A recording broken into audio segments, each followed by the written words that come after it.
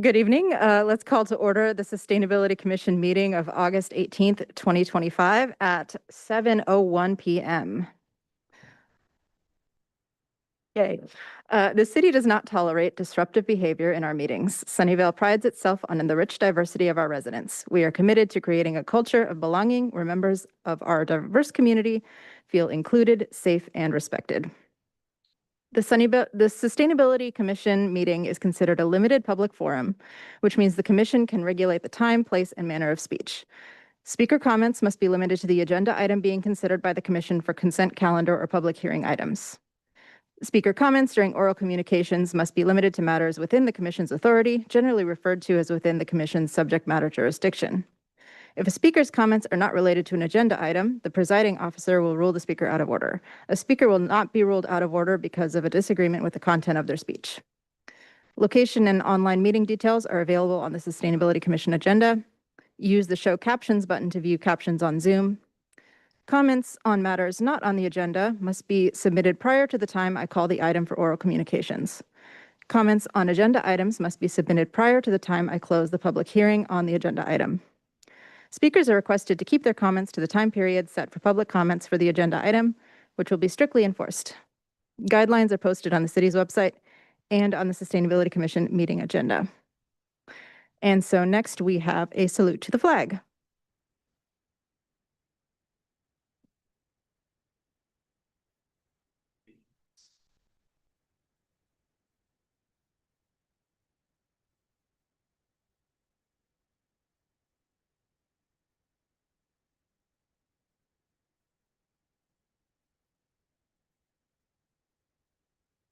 Ms. Raby, may we please have the roll call?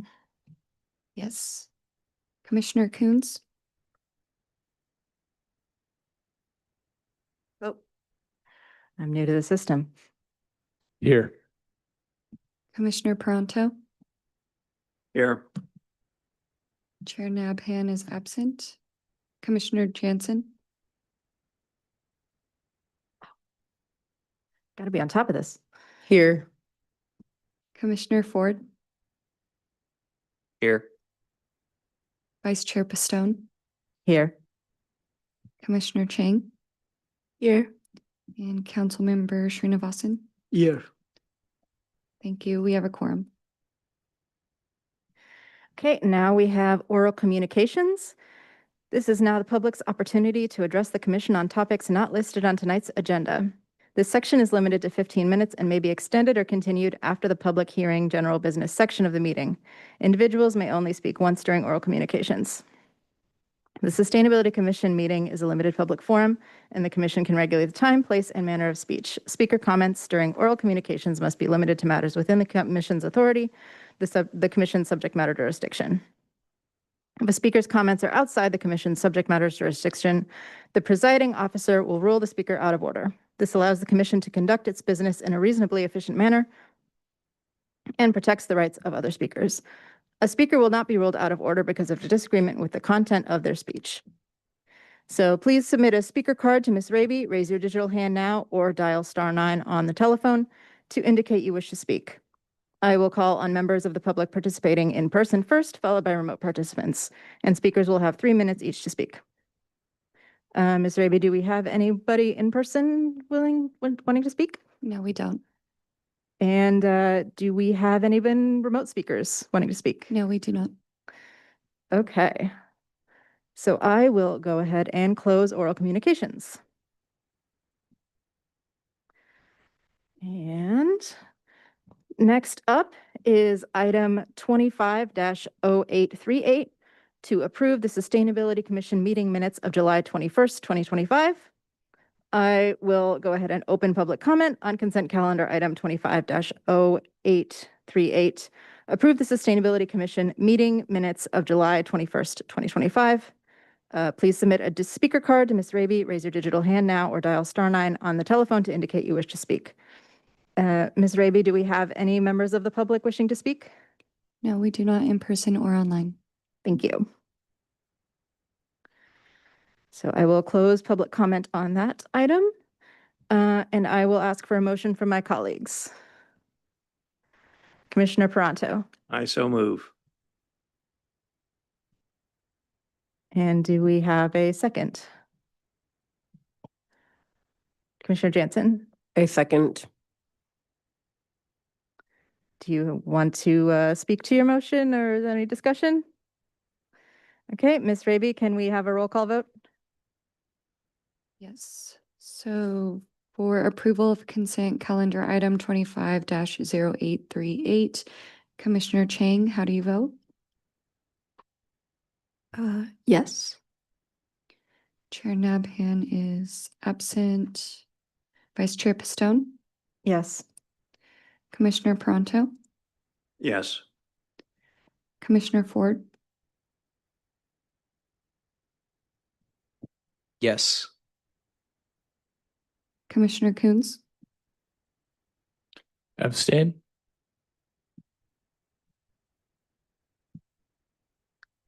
and Commissioner Jansen. Yes. Okay, 5 yeses, 1 abstain, and 1 absent. By majority, the motion passes. Thank you. Ms. Raby, I think I skipped over something. Chair Nabhan let us all know that he was going to be absent for this, and I think we are considering it an excused absence Yes, great, thank you. on the record. Yeah. Yeah. Okay, great. Next thing. The next item on our agenda is 25-0839, recommendation to the Council Subcommittee on Board and Commission Effectiveness. Every year, the Council Subcommittee on Board and Commission Effectiveness meets with the chairs and vice chairs of all boards and commissions to look for feedback about what would help us operate most effectively as a commission.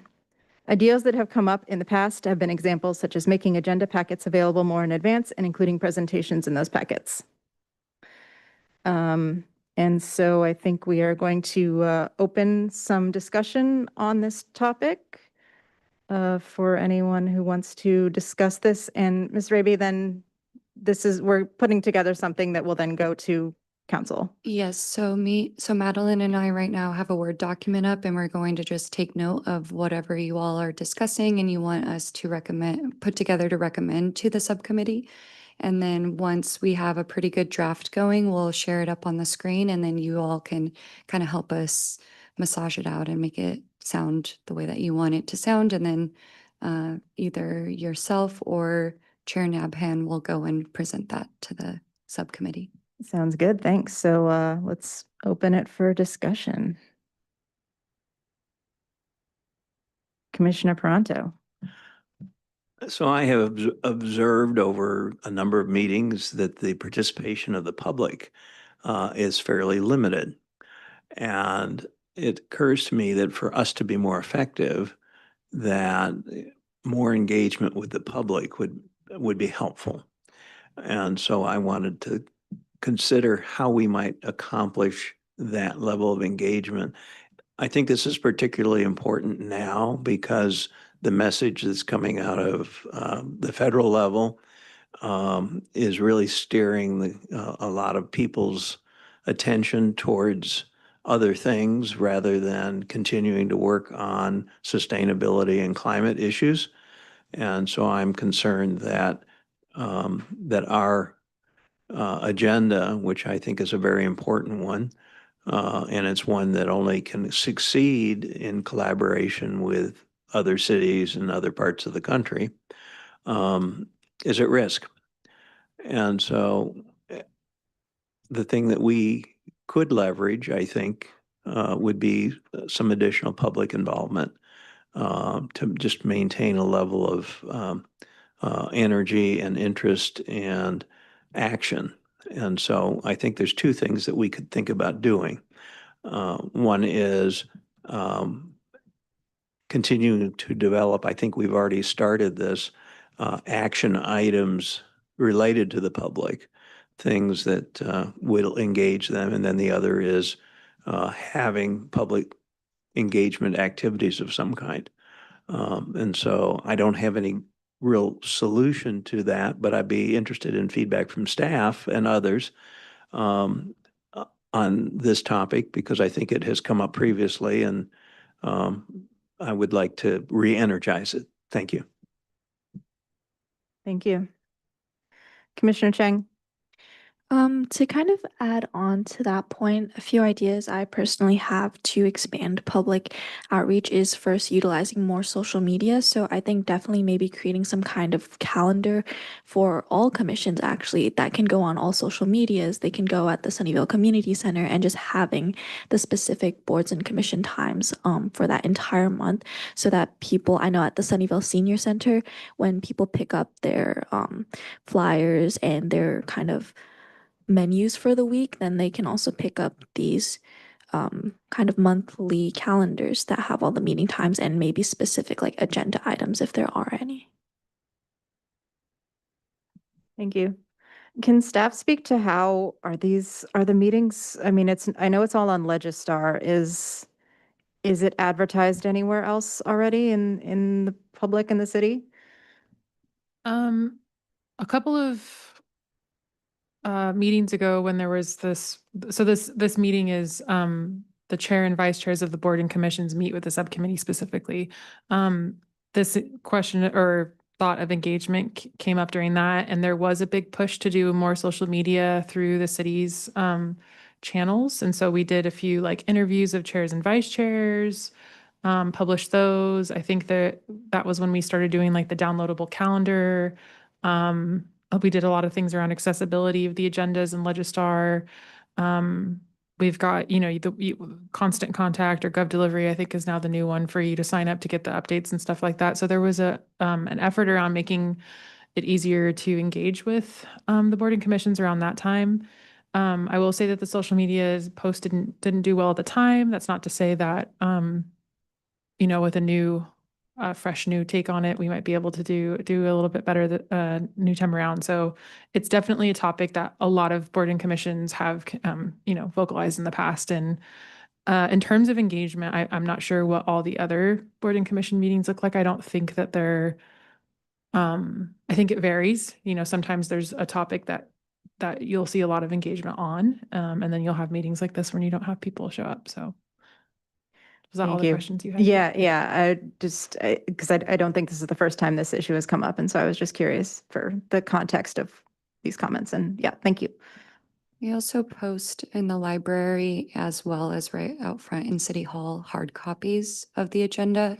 And then if you go to the NovaWorks desk right at the front, the whole packet and every single commission meeting their packet is in a binder. So it's accessible through hard copy as well. Thank you. I think Commissioner Peranto has the next hand up. I do, but it's not red. Green. It's green. Oh, yes, they changed that, didn't they? Thank you. One of the things that I'm very pleased to have here on the commission now is a good representative of our student population. I think that's a great addition to the commission. I have an interest in communicating with the students, and I wonder if the commission could do more to engage with the various student organizations that are focused on climate and sustainability than we do. I've been to several of the student activities, notably, for example, at the Santa Clara County Office of Education annual climate get-together.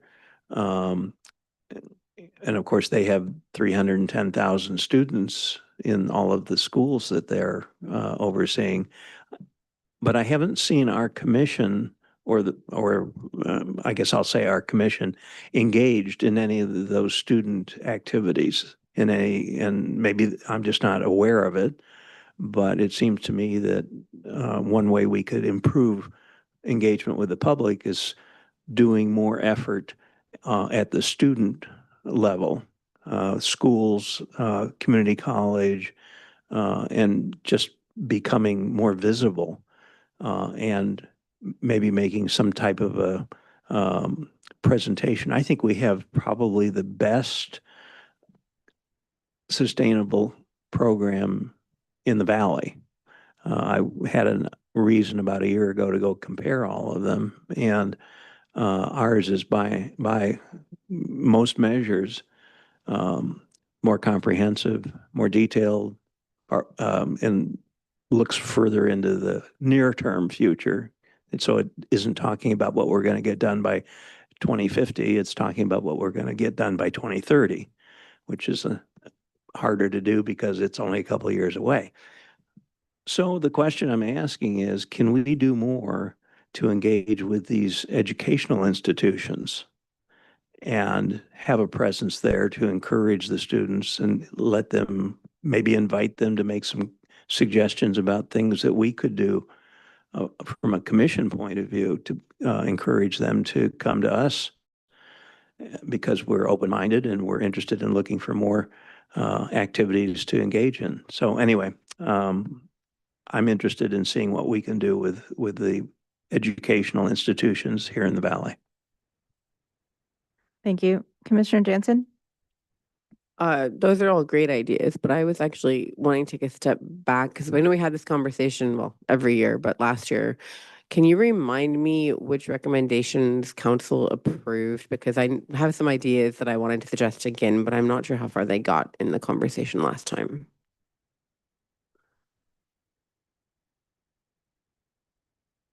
Okay, let me do some digging to see what I can pull up. So, because I believe it goes to the subcommittee, and then a lot of these are things that like staff would have to implement, and so it's a matter of staff implementing them, and then reporting back on it. And so I'll have to kind of dig through to find the staff report back, but I will get back to you.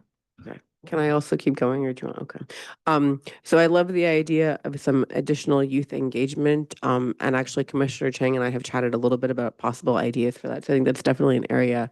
It might even be fun for this commission to be sort of the pilot of trying different things, and then best practices can go to other commissions. I know youth may not be interested in all commissions, like planning commission and personnel maybe, but there are lots of places for opportunity for growth. And then the one other thing I wanted to bring up, speaking about getting more public engagement, I remember as a member of the public, and even if I email other commissions now, it's very frustrating to send your email into what's effectively a black hole. And I can't remember if our chair is supposed to reply to those emails, or does it really just people get a, we got your email and that's all we ever hear? And if so, I'd like to raise again, how can we make that process better so that people feel like they're actually getting a response from a person that's not just an automated message? Could I get clarification on that? Is it like if you were to email the Sustainability Commission AP, or are you talking about a different? Yeah, so that, so for example, in the last month, we had a member of the public who sent, I don't remember, 3 or 4 emails to the Sustainability AP, and they all had very interesting things to read, but that was all I did was read them. Okay, yeah. I mean, I'm the one that manages those emails and I always send them out to you all within 72 hours, but I do have a template that I have to respond to those individuals that email, basically stating that you won't be hearing from the commission and that if there's any additional follow-up to email me directly. And then I would, of course, email you all that information, but I just haven't ever heard from those individuals as a follow-up. So just wanted to let you know the process on my end, what I'm receiving, what I'm seeing. Okay, because I think last year, if I remember correctly, at least the question of can we make that email that you send out more encouraging, I guess. And so I know that has gotten better, but it still feels like that happens and then there's no follow-up. But I guess if the members of the public aren't responding to you, then that Yeah, they're not. is one answer. Okay, that's good to know. Thank you. So I will just say, like, some of this is within your own, you're able to do some of this advocacy on behalf of yourself and your commissioners, that like attending the summit as a commissioner and getting people engaged to come to the meetings or responding. I know that we can't, you can't expect a commissioner's response, but there can be ways that, reach out to us if you're really interested in learning a way to better engage with the public on an item that you, because we can always clear that with city clerk. But I mean, I know that people have been able to email, like we've gotten emails about artificial turf and that became a study issue, right? So we have seen momentum where something that's emailed to us to actually gains traction and gets agendized and there's action on it. So there's some of it just has to be like interest shown from a commissioner as well as a member of the community, and then continue back and forth. Yeah. Thank you. Commissioner Kuntz? Thank you, Vice Chair Pistone. A few thoughts. First up, along the lines of some of the things we've heard from other commissioners, I'm curious what the city can do in terms of providing some guidelines and guardrails for allowing commissioners to respond when a member of the public has emailed the commission. For example, if you have clarifying questions or maybe you're not representing the commission, but they spark something and you think, you should go talk to this person I know over here. I'd like to help you make that connection. If we can, as I recall, the kind of boilerplate that accompanies every email that Ms. Raby forwards from the answer point basically says, thou shalt not respond under any circumstances. And I think that if there could probably be some more flexibility there to make clear that you shouldn't be representing the commission, but that as an individual person, you can respond back to the person. So providing some clear guidance there, and maybe even some helpful verbiage to say make sure that you always include this sentence to make extremely clear that you're not representing the commission. So I'd be curious what we can do there to help facilitate. Especially because these are the people who are attempting to engage with us, and so just being able to be a bit more responsive, I think, would help conversations begin. Next up, I'm curious what we can do in the realm of remote participation. I recall that, at the city council level, like if somebody's out sick, they, and there's some circumstances where they can dial in remotely and still be part, 2 meetings a year, right? And still participate in the meeting. And I'm curious, what we can do to take advantage of the same teleconferencing technology and everything that we've had available since the pandemic, to help ensure that for all the commission seats that we do have full, that we're getting as much participation out of our commissioners as possible, and having their knowledge and insights be contributed whenever there isn't something that can't be overcome. And then finally, for Commissioners Chang and Ford, actually, I have kind of a question for you guys, which is, anytime that we have somebody who's new on the commission, my question is, what can be done to make onboarding new commissioners the most effective? And since you guys are the ones who've been through this process the most recently, I think that you would have, the insights I'd want to hear in terms of, your onboarding training and what you've heard from staff. So anything that you can throw out there, I'd love to hear it. Thank you. Thank you. Commissioner Chang. Yeah, so I think in terms of the onboarding process, I think it was pretty easy to follow. I think having the staff meet one-on-one and have them answer all my questions was definitely really helpful, and like actually having that like face-to-face interaction.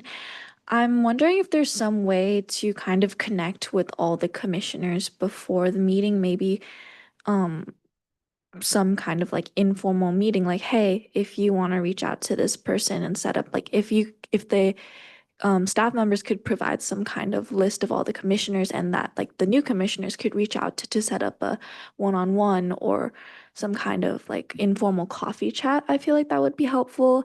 And then another thing that I also thought of was having a mentorship program with maybe new commissioners and commissioners who have already left the commission. So for example, Crystal Wickham, she offered to help give me advice and kind of guide me through the Sustainability Commission process. So I've set up a lot of meetings with her. I've been communicating with her through email. So and I felt that was really helpful. And she also had a lot of really great ideas. So just maybe setting up something like that could be helpful. Commissioner Ford. I will second all of those ideas. I think they're all great. I would add maybe just a short email with the bios of the other commissioners, because I sent my bio out, so you all know who I am, but I have no idea who you guys are. So that would be great. Did I have anything else on onboarding? Possibly, let me think on it. I'll come back to you. Thank you. I did also have that thought about the bios, and yeah, it would be good. That's definitely something we can just automatically start implementing from here on out. Because I think you have it from when we were all onboarded as well. Yeah, for Yeah. the most part, I think so. We can pull that up. And if not, I'll reach out. Could we add that to the follow-up email maybe? Is that Yeah. Oh, like for the next like one, you, for this, the follow-up email to this meeting? yeah, Because I think we have some new people and this seems like a good a time as any. totally. Cool. We- Already we implementing might stuff. need some people's bios again. Yes. Our archive only goes back like a year or two. So we can send it out once we have everyone's bios that has been here longer than 2 years. Sounds good. I'll send in the follow-up a call for action to send me your bios, and then I'll follow up with another email with the bios. Sounds good. Glad we're already implementing stuff. And then I did want to respond. So I did dig up the operational changes initiated by staff following the November 14th, 2024 meeting. So that is attached to a couple of different meetings. So within Legistar, there's the subcommittee for this. And so all of these staff reports are available in there. So to answer your question about the remote participation, when you participate remotely, council gets it two times a year, whatever that is. You have to agendize at that location. And so I don't know if anyone was watching with Reach Codes, we did have a remote council member. Every time you open public comment, public oral communications, anything like that, you have to check in there. They have to post agendas at their location. There's quite a bit of coordination. So staff's response to that was that it was too much staff time to do it for every board and commission to allow there to be remote participations because of that need to post at the remote location, which would be your home if you're at home, or if you're at a hotel. In this case, our council member was at a hotel in like the lobby, had to have agendas posted there, had to have participation there. So that's the response that's in the report from the last time that the remote participation was brought up. Thank you. Yeah, I had the same comment, I think, because we have an example today where somebody probably could have participated remotely, but wasn't able to. So thank you for that clarification. Commissioner Jansen. I was just gonna add, on the topic of bios, is there a way to write a bio if people are interested that could also go on the website? Because like I go look at who's on the commissions and I see a bunch of names that I don't know. And it might be nice to be like, even if it's just a couple areas of interest, and if I have something on, I don't know, like hydrogen gas, I would know, oh, Commissioner Pronto is someone I might talk to. But it might be nice to just help connect the public with, these aren't just random people. Here's a little bit more about them.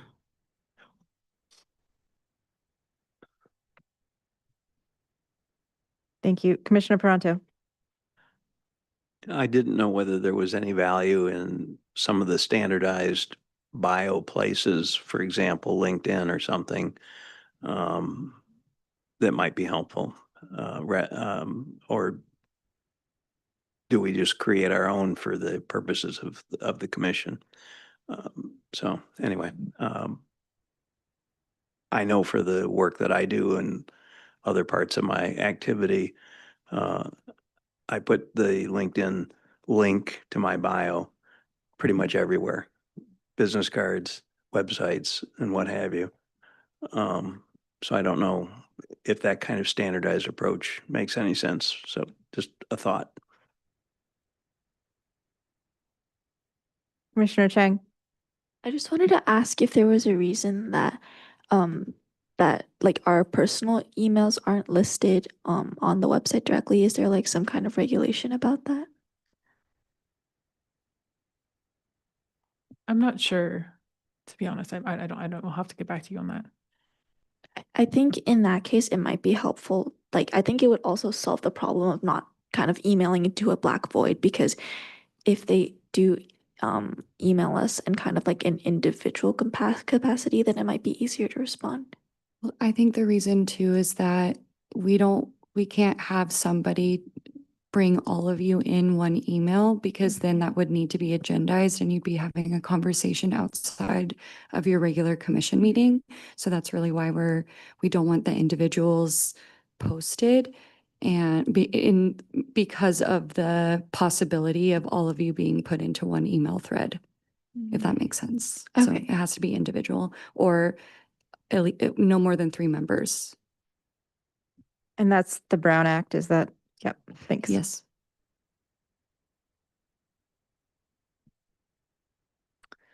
Commissioner Peranto. Is the Brown Act 3 members or 4 members?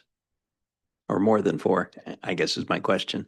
So if it has to be, it's 3 at most. If it's 4, then that's a quorum. That's the majority of you all. Got it. So. Thank you. Commissioner Jansen. I found the notes. Thank you for the where to go and look for which meetings, but I would like to repeat the suggestion of more joint study session meetings for multiple commissions to come together. I know those are a pain to schedule, but I've listened to some in the past and they seem like they've been super useful and really helpful for collaboration. And then I also saw a note in our recommendations last year about more highlights on a commission webpage about annual key achievements, and maybe this is there and I haven't looked, but if it isn't, I still think that's a good idea.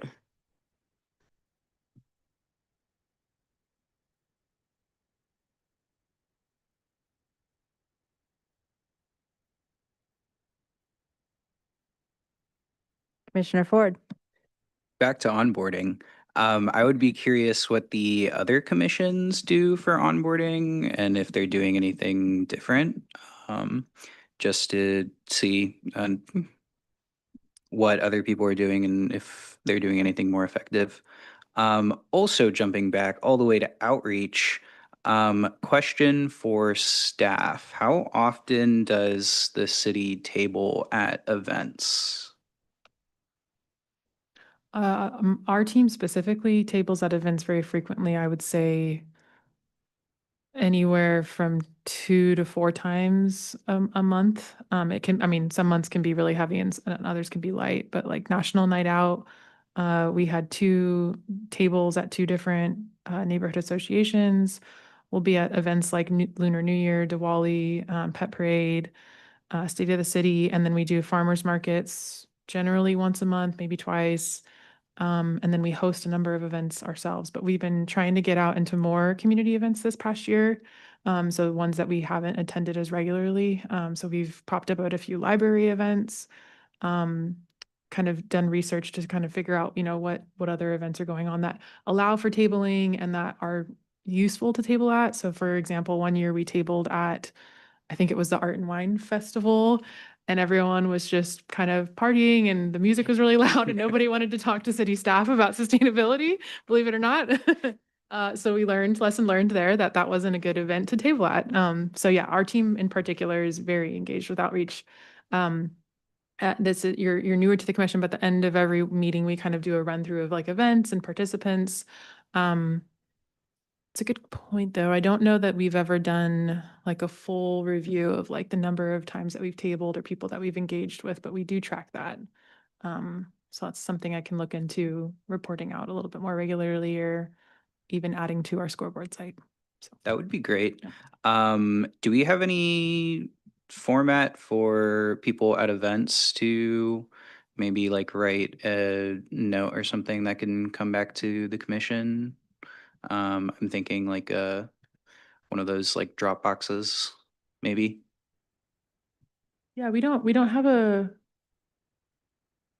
Oh, so yeah. So I mean, when we table, we generally table for our programs. We don't in particular table for the commission specifically. When we have a vacancy available, we'll advertise for like, you know, to apply.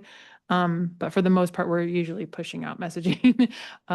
Or if we have surveys available, you know, we can collect feedback that way. But we have never done like just a kind of a blanket, give us a recommendation specifically to the commission. And then I'd have to think about how that would work in terms of us communicating it to the commission and Yeah, from there. Yeah. but that could be an interesting avenue because I find when people get a hold of a city representative, they want to talk about everything wrong with the city. And then also following up on education, have we thought about doing maybe like working with schools to do like a local government unit? Because I feel like in high school we did government. It was mainly focused on federal and like a little bit of state, and we did not at all talk about how local government operates. So that could be like an interesting unit, maybe in collaboration with council and other commissions to put together.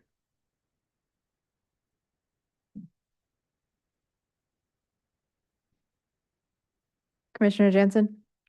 Um, I'm hoping an easy request. I'm not very good at social media, but I know you guys are.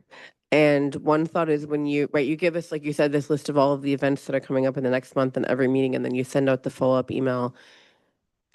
I'm trying to think how this would work. If you could like send links to the planned social media post or put information in, like I would be happy to share that with other groups that I'm in or on my own page or whatever. I just never have time to write them or never quite know what to say. So if that's the way, and I am following you guys on Facebook, but I'm, like I said, not great about following that in detail, but some way to kind of give us that information and feed it to us, I'd be happy to help communicate more. And then the other thought, well, I was going to talk about engaging in like schools, but I guess that's not really improving commission. So never mind. I won't go there. So. We used to do social media toolkits for events that we put on. So for example, sustainability speaker series.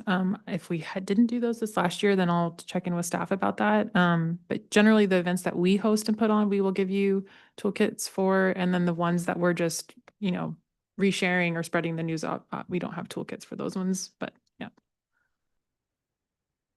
Is there a list of all the events? Because I love the summary emails that you guys send out with the events, but is that somewhere else or is it just going to us after the meeting? So we did have a calendar on social media similar to what Commissioner Chang recommended for a while, and I don't know, that might have fallen off. It might not have gotten really good engagement on our social media platforms. We're trying a number of different strategies. Our communications team here at the city also just recently hired like a social media position, a specialist position, basically. So there's a lot more kind of citywide coordination happening, development of new strategies and approaches for what's engaging and what attracts viewership and attention. So we've had a few posts recently like go viral on their own. And for example, one of them was about water nozzles, water efficient hose nozzles. And we like immediately ran out. Everyone came to the city and got their free water nozzle. We had to get more. So we're kind of going through this process of trying new things and it's increasing our viewership. And so then once we establish that larger viewership on the channel, posting things like a calendar and stuff like that will maybe make a little bit more sense. Whereas when we did that early in our I don't know, early in the lifespan of our social media channel, we didn't have strong viewership. And so it was getting like 12 views and not doing well. So we're really working on that social media strategy and engagement for ours. And so we can revisit that calendar idea. The other place that it exists is there is an outreach calendar, the one that Bailey does. Do you know where that? That one gets that one gets That's mailed to mailed, every okay. single resident. So we do have an environmental services Is it calendar. the double page one? Yeah, it's like folded into 3, and then it gets sent out at the beginning of every calendar year. Right? It's the beginning of, I think it is. And that goes to every single resident in Sunnyvale. So it just depends on if they keep it or not, but it is every year we do that. And that might not have every event because it's sent so early in that, right? Yeah, some of the events get missed because we just don't have a date ready. Thank you. Commissioner Chang?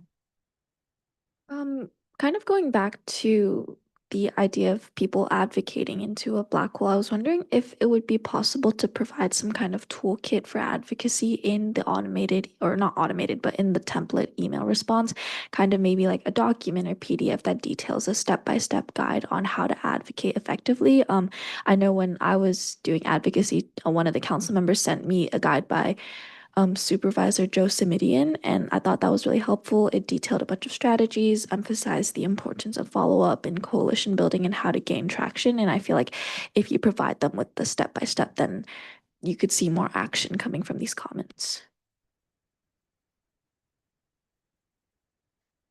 Commissioner Peranto?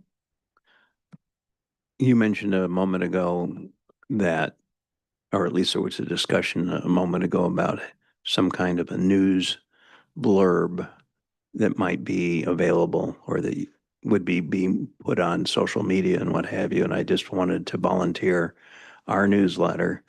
If you have a standard, we publish a newsletter every week, and be happy to include a blurb on sustainability related activities as one of the things we publish. If you're putting that together to share with some of the other commissioner activities, you could just send us a copy and we'd be glad to put that up as well.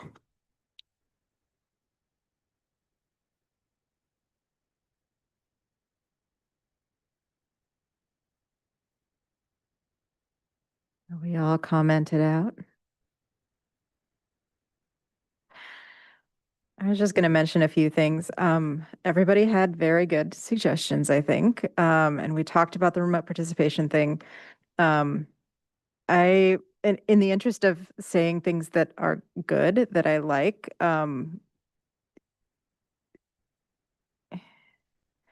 yeah, the connections the summaries that staff sends out about which events are happening and when there's city council items that might be relevant to us. I really like when we get those to make those connections and to go off of what Commissioner Jansen was saying, the joint study issues. I think I've only participated in one, but having that kind of cross-pollination between different boards and commissions and also potentially like different city versus county level or other regional entities, because this is a very porous area. I think anywhere that we could get more cross-pollination between, so we're not, reinventing the wheel when people have different things.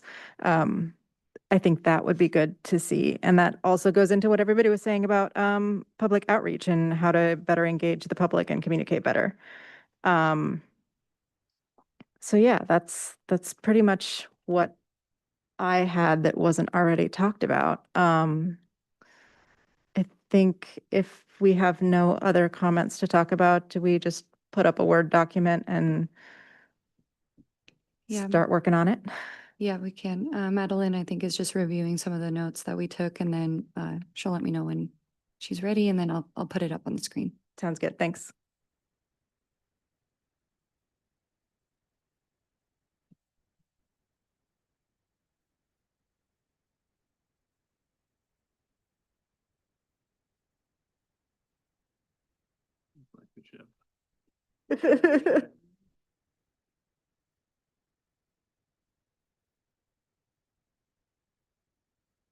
Their last comments. I don't know. I think we covered everything. Okay, so some of these are kind of specific, like I would say questions and recommendations for us as your staff liaisons versus what I would consider what a recommendation you want to make to like the council subcommittee. So Christina, if you want to share it and we can kind of go through it and we can pull them out as we go through it together. That way I'm not just sitting here doing it myself in silence. And I'll just make another section here. There.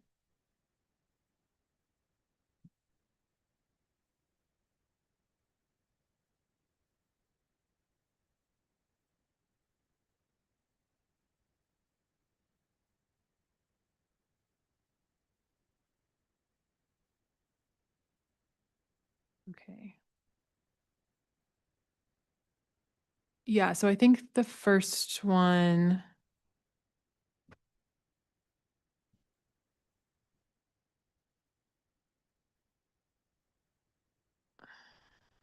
I think all of this applies to recommendations that you can make. And so, as we do when we form recommendations as a group, we're here to wordsmith this together and kind of you all can decide what you think should be moving forward as a recommendation to the subcommittee.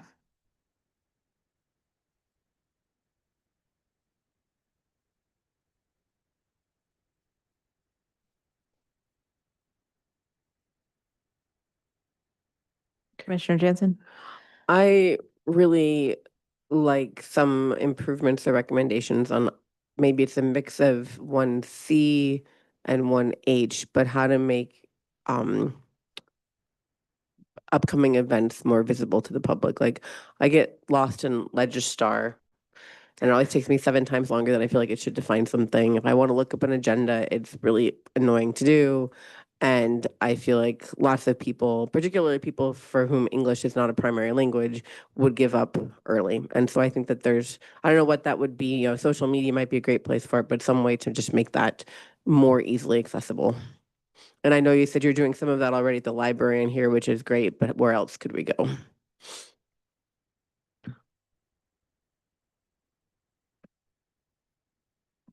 Commissioner Ford.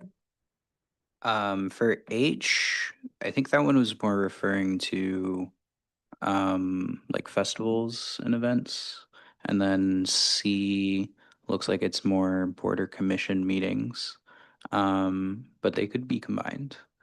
Item E, I think, is more recommendation for staff. Yeah.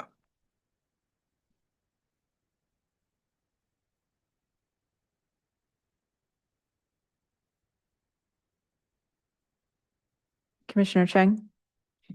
I just wanted to ask if it would be possible to create some sort of like requirement or like highly encouraged way to make all commissioners across all the boards and commissions to actually do outreach, and maybe like a number of organizations they have to reach out to, or like a number of people or something like that, or at least on the boards and commissions application have a question that says, oh, what new ideas could you bring in terms of outreach, to really emphasize how important this is, like across commissions.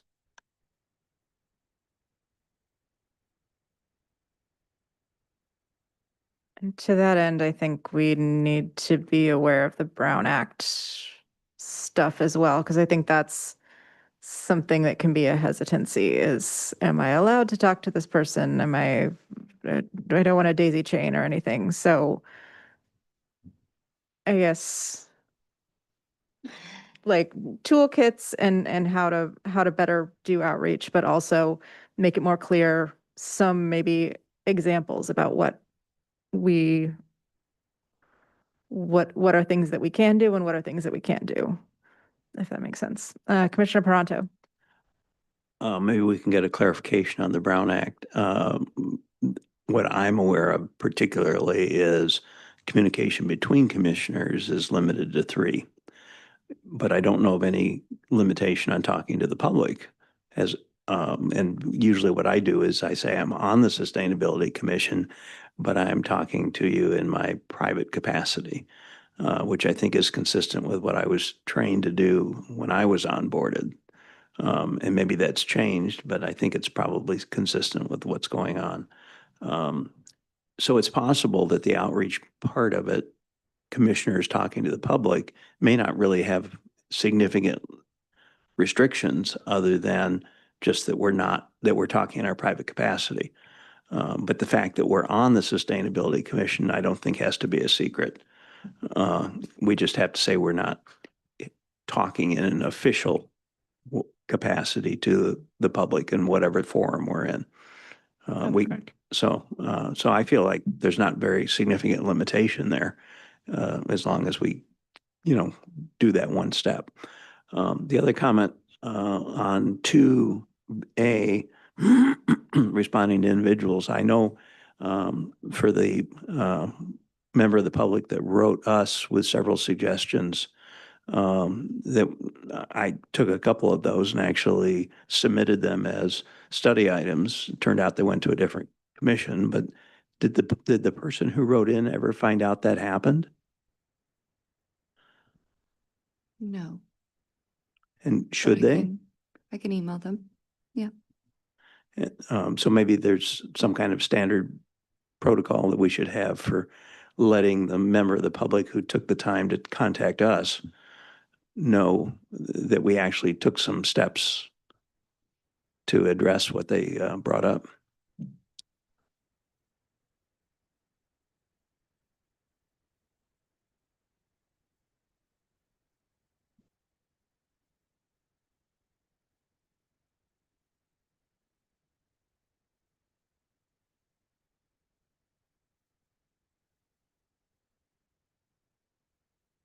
Could we maybe scroll down a little bit when you get a chance?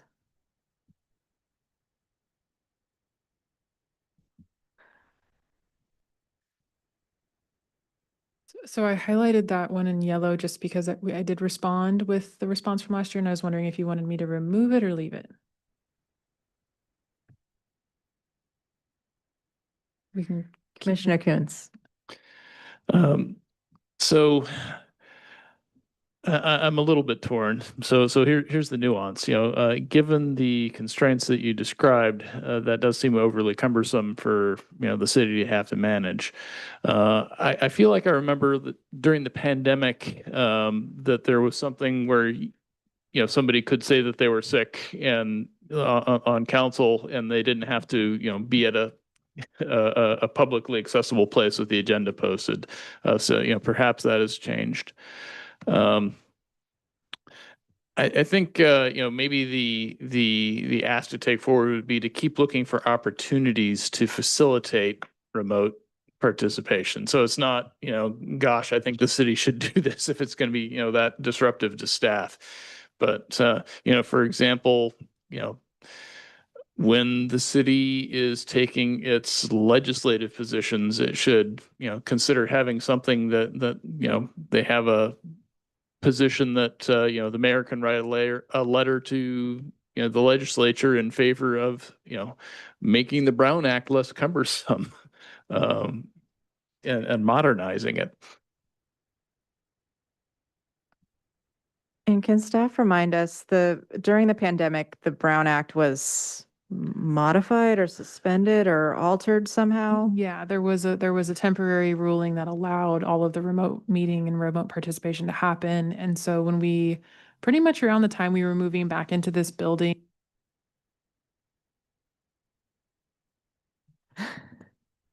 New microphone.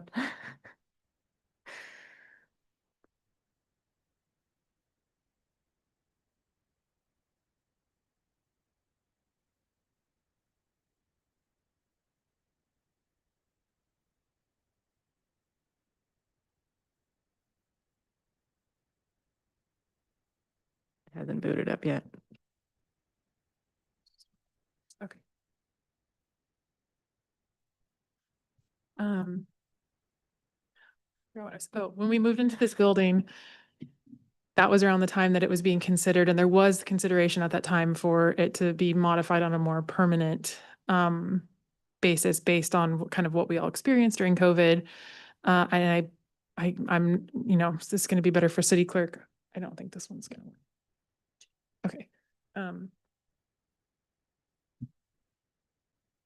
What exactly happened, I can't remember off the top of my head, but we had a discussion about it, and kind of council landed on the policy that we currently have for council and boards and commissions. So I have it up there to keep looking for opportunities for the board and commission members to participate. And then I think what you were getting at for that second piece was consider adding it as a legislative advocacy position for council to advocate for changes or modifications to the Brown Act. Was that what the second part I heard? Okay.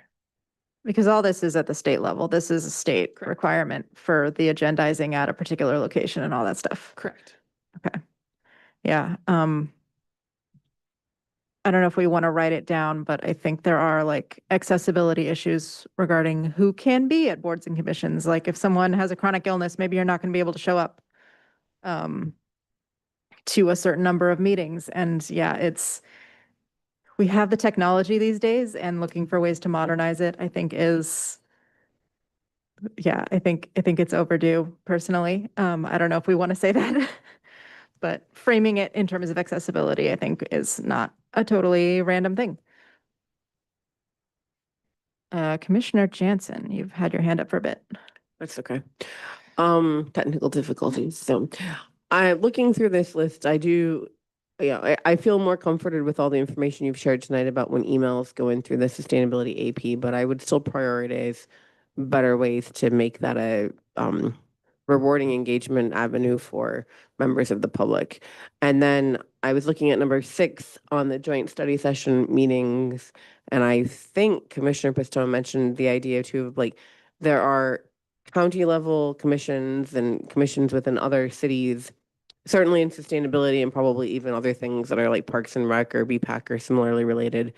And I wonder if what am I trying to say? There could be a way to like partner with some of them or to see what they're doing, or if there were a way to maybe link in the meeting notes or as part of your sort of recap every month about, hey, here are some of the key things that either the county commissions have done. So basically, how do we make it so that each commission within each city is not operating as a silo, but is there opportunity for at least cross awareness, if not cross collaboration?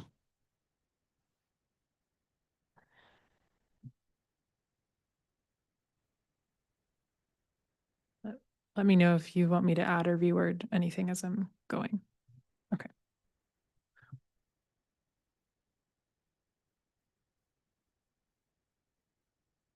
Commissioner Coons.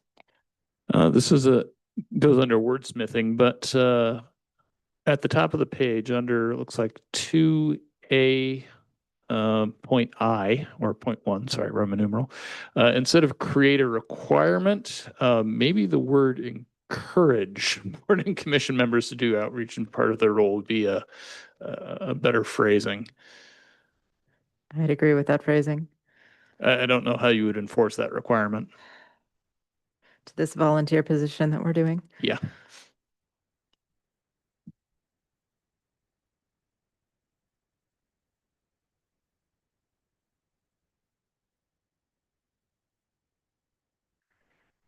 Commissioner Peranto. 2AI, instead of encourage, how about reward? I think I would go back to how. I don't know. Not sure okay. Commissioner Ford. Is item number 8, that was a recommendation for staff, I think, for the social media toolkit for events. Yeah, I don't think that has to be on the recommendation to council. And then if we scroll back up to 1 also, I love having a Word doc in front of me because I get to look at spelling errors in real time.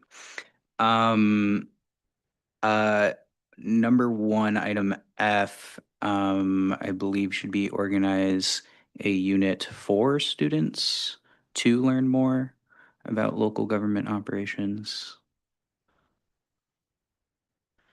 And that's all I've got.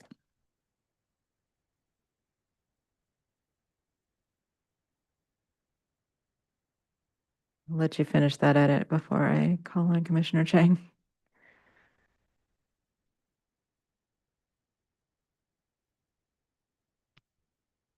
Instead of maybe like a unit or a complete curriculum change, because I know like a lot of the times curriculum is like really hard to change after it's set, or like maybe there's not space. Maybe we could pursue the idea of having commissioners or like commissioners themselves present at schools to teach about government operations and also the work the Sustainability Commission is doing. Because when you kind of start at a younger age and get civically engaged with them that way, then they'll probably be more likely to want to pursue sustainability or just more civic engagement related things in the future.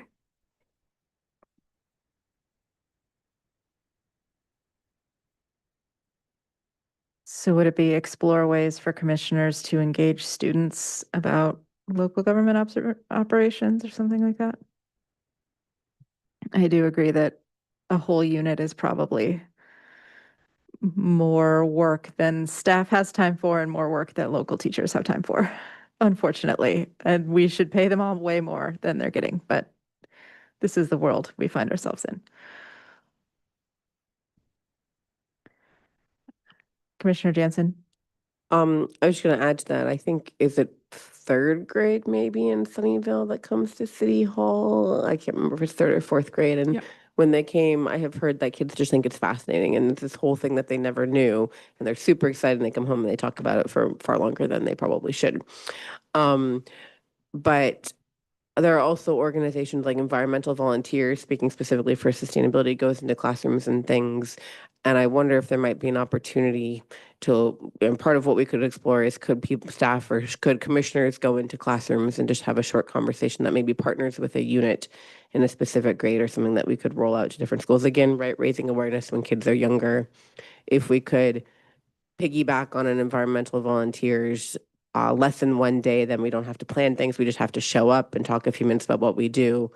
So I do like this idea of how can we engage, more students at all levels on this. Commissioner Ford.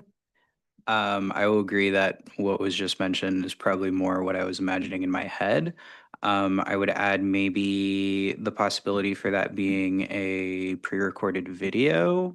That might be work better with scheduling, and then also the school can like pre-review the content. So no one says bad things in front of students.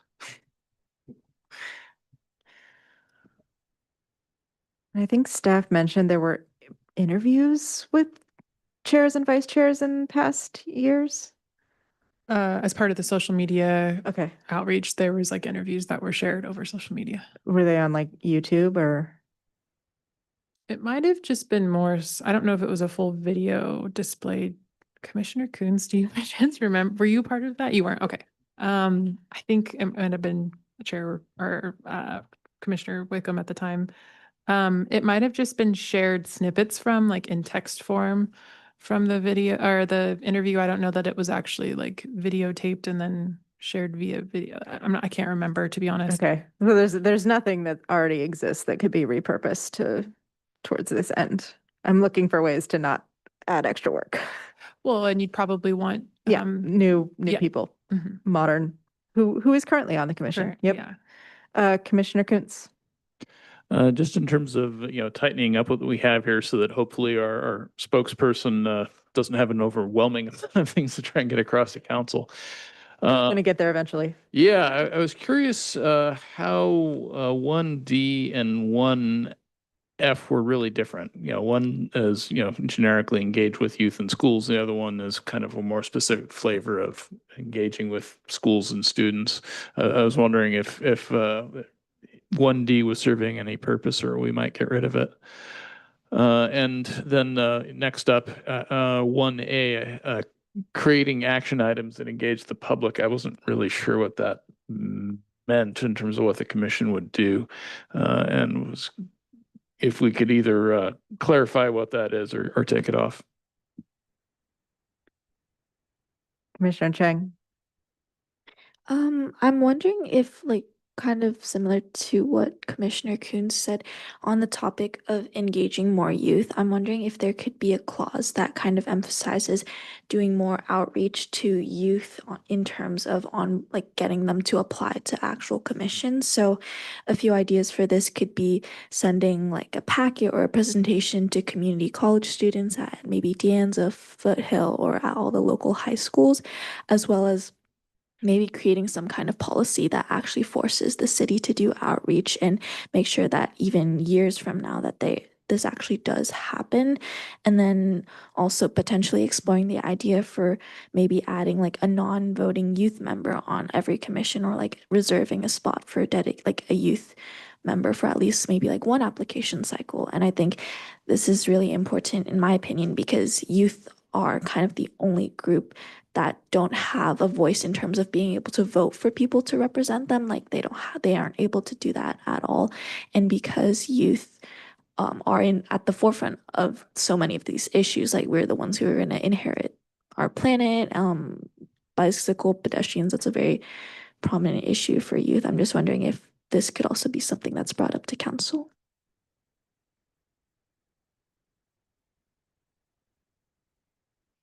Gonna let these edits go through before I call on Commissioner Peranto. So it doesn't fall out of your brain.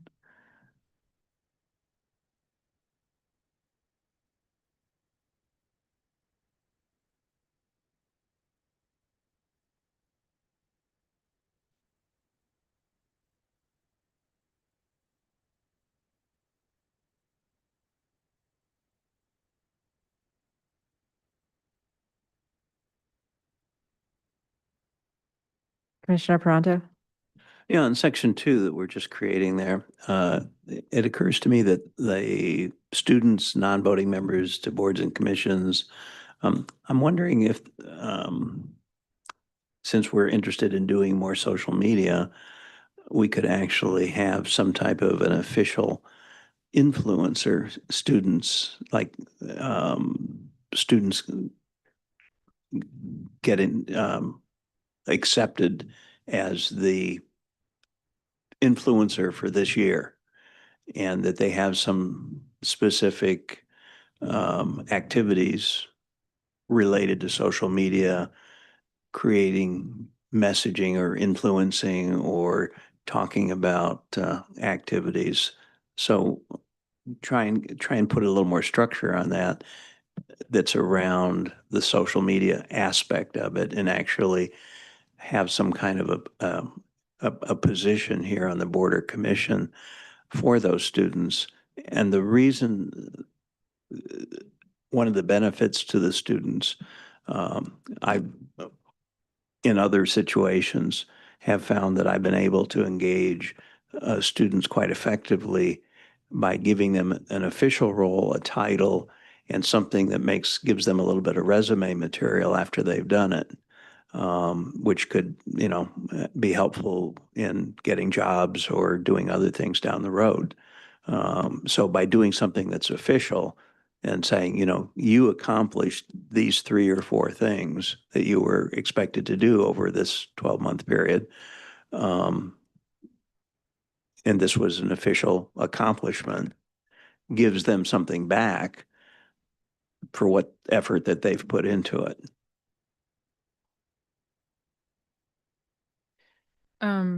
For clarification, would this position potentially be like the designated youth non-voting member? And this is a part of it, because I have 2B and 2D feel like they're both a youth position, and I'm one.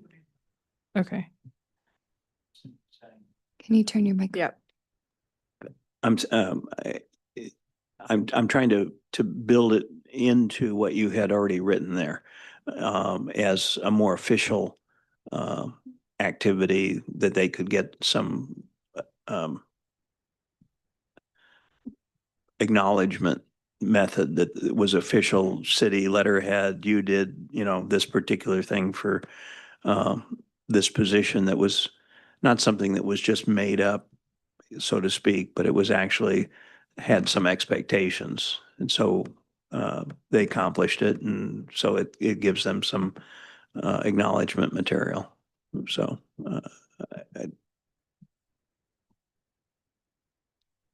Okay, is the new section 2 about engaging youth accurately capturing Commissioner Chang and Commissioner Peranto's recommendations? If I could get a yes, then I want to go back to Commissioner Kuhn's request about clarifying 1A.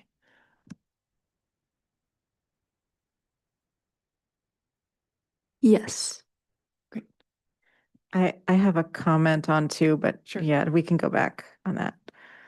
Okay. Okay. Should, Do we want to wrap up 2 since we're on it, and then we can go let's back wrap to up 2 just since we're running on it. I loose? think Okay. Commissioner Jansen also has one.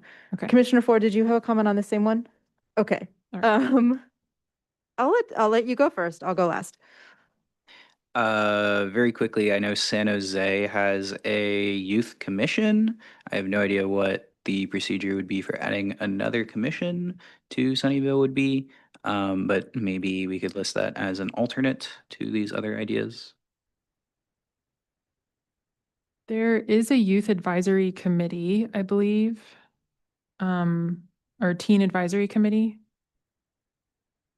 that, let me see here, advises staff on teen interests related to recreation and volunteerism. So it's specific to recreation and volunteer opportunities. So this is something that our library and recreation department. So would it be maybe different than that, or in addition to that? Is that what you're? Maybe in addition to that. Okay.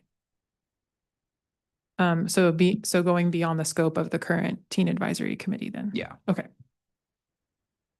And I'm not actually seeing that, maybe I'm just missing it on the website, but wherever teen advisory committee is listed, it's not easily accessible from boards and commissions, but maybe this is just my really quick Googling of the website. It's advisory committees, under advisory committees, which is under governance, but not under boards and commissions. I got it. Of course. Naturally, that's where it lives. Commissioner Jansen. I was just gonna add well, when you're ready. Okay.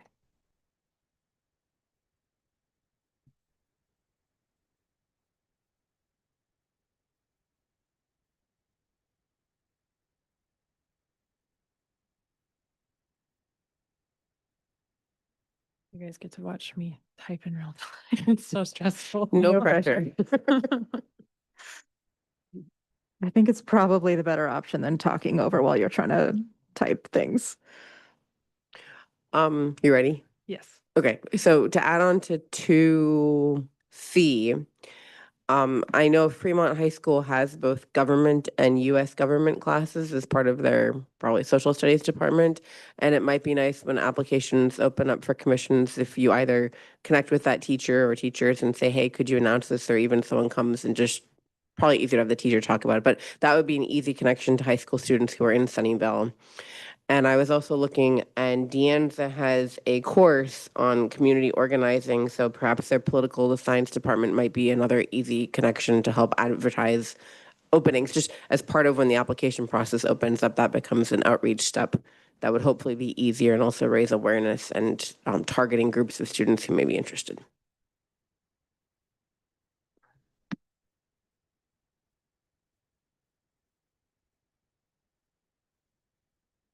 I don't know that we're accomplishing our goal of cutting things down, though. We'll get there. We'll get there.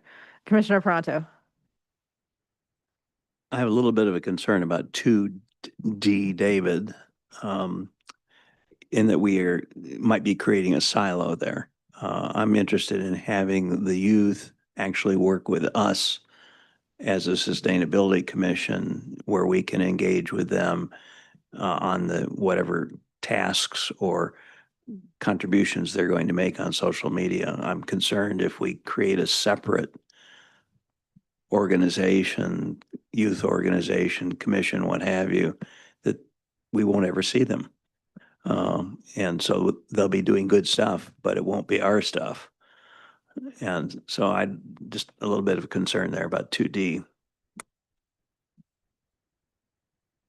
One thing that I just want to highlight while we're talking about this is, yeah, the issue with we don't want them to be siloed, but also sustainability spans a bunch of things. This, I think, also goes into having more joint meetings or joint engagement with other entities that could maybe address that.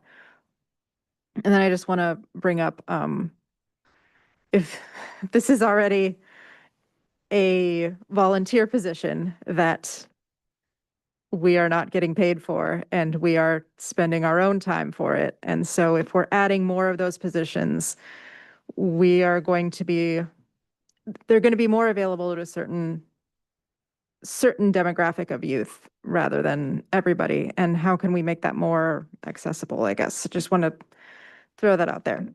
Commissioner Chang. I just had a few comments on what was said within like maybe the last 10 minutes or so.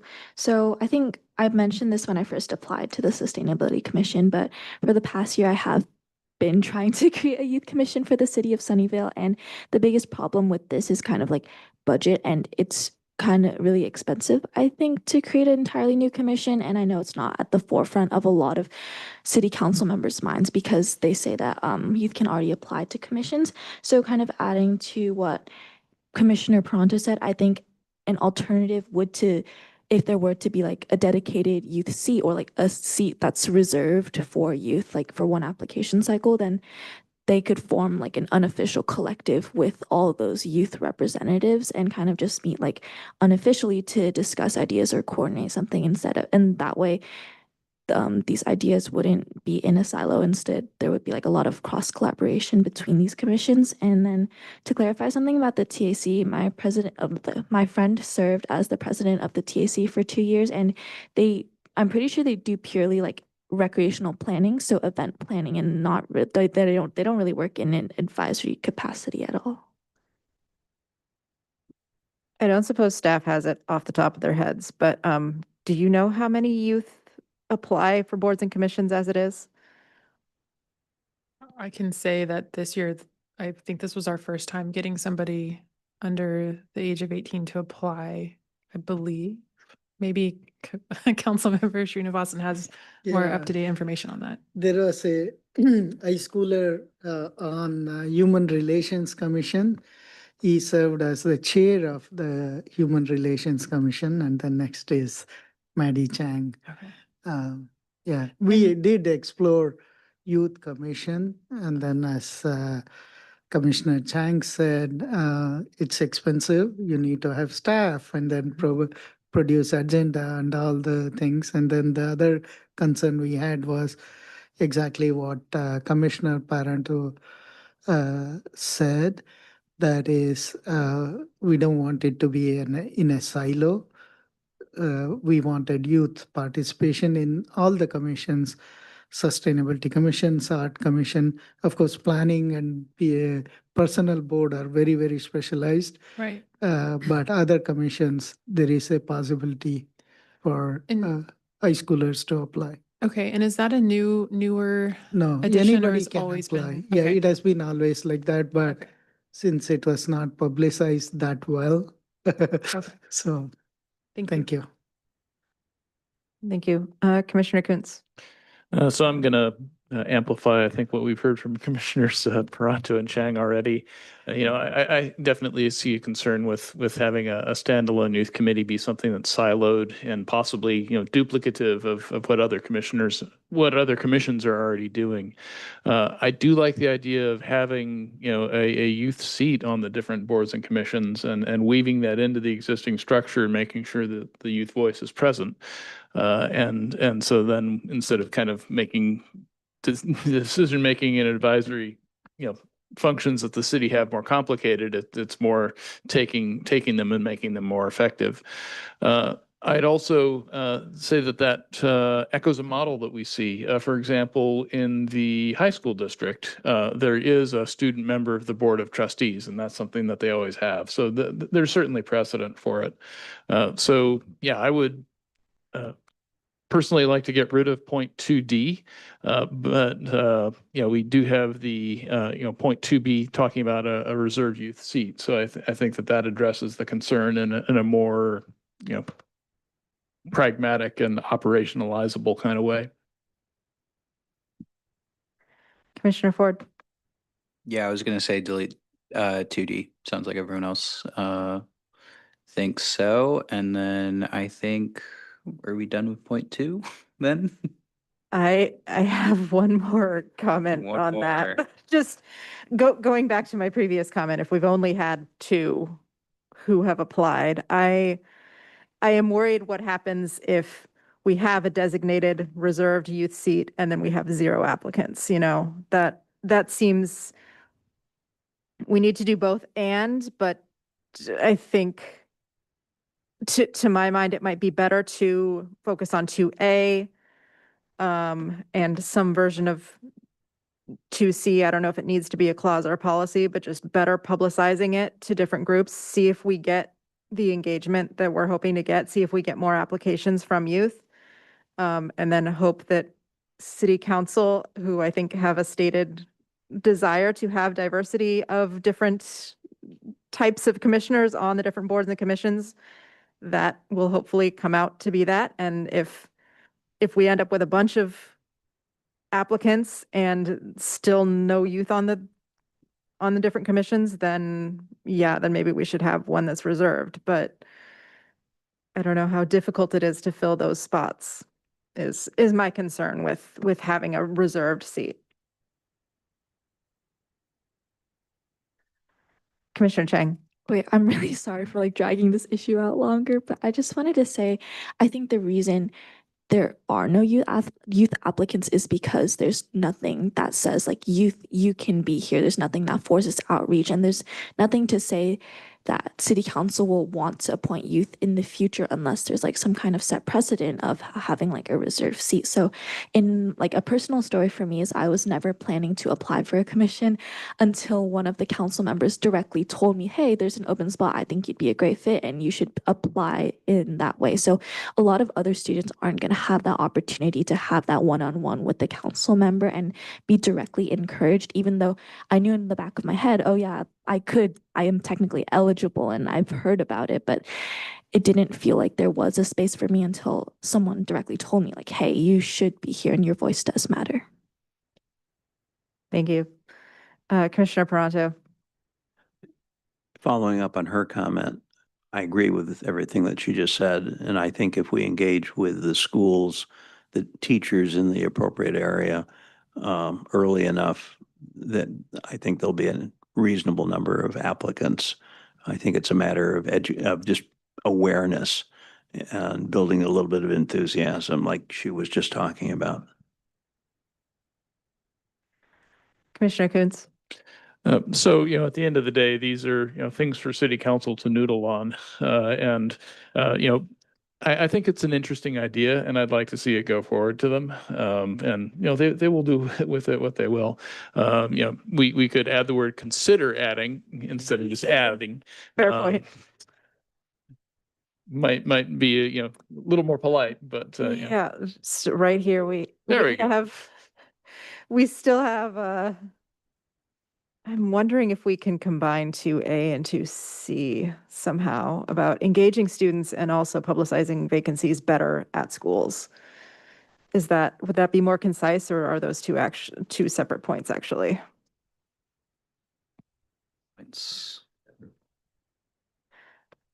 Yeah, I think those are two separate points. 2A is more, I think, engaging students on how local government works with council and commissioners.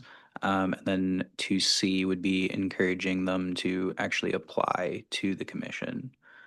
So yes, I think those are two different items. Also, I want to add that Commissioner Kuntz said pretty much exactly what I was going to say. I think this is a good idea overall, and in an ideal world, it would be fantastic. And it's council's problem to figure out how to do that.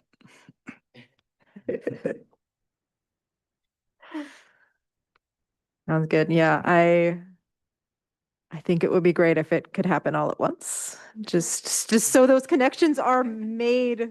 It's one thing to be like, this is what the city council does. This is how the city government works. And then also, by the way, there's boards and commissions, like to make that sort of the action item at the end of whatever that engagement is. Commissioner Kuntz. Super quick point. So on 2C, when Commissioner Chang was, talking about outreach, I believe the point was community colleges specifically. So right after high school, community colleges, yeah.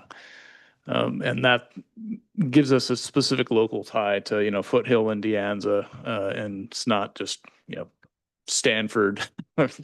Yeah. Thank you.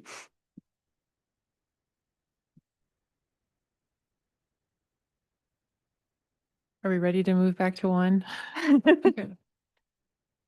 So I think 1A was what Commissioner Coons had brought up as what the action items were and what that point was. And I believe Commissioner Peranto, I had written that out from something you had said. So if you want to clarify. Oh, okay.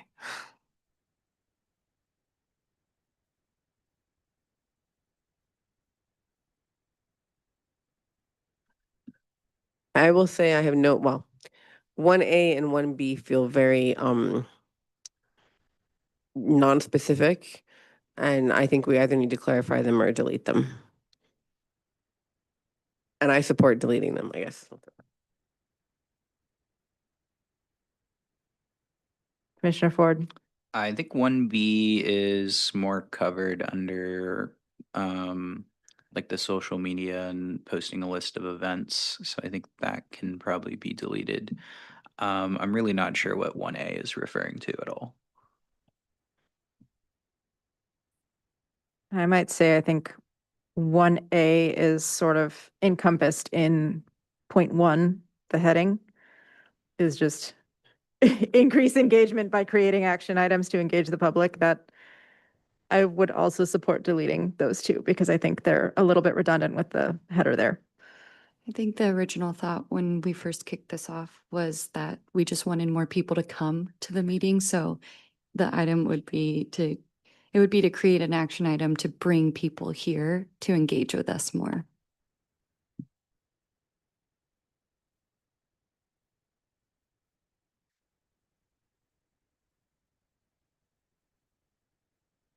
Any other thoughts on one? Let's hammer out one all together, right? Commissioner Ford. For 1D, can we change that from the Sustainability Commission to maybe just boards and commissions?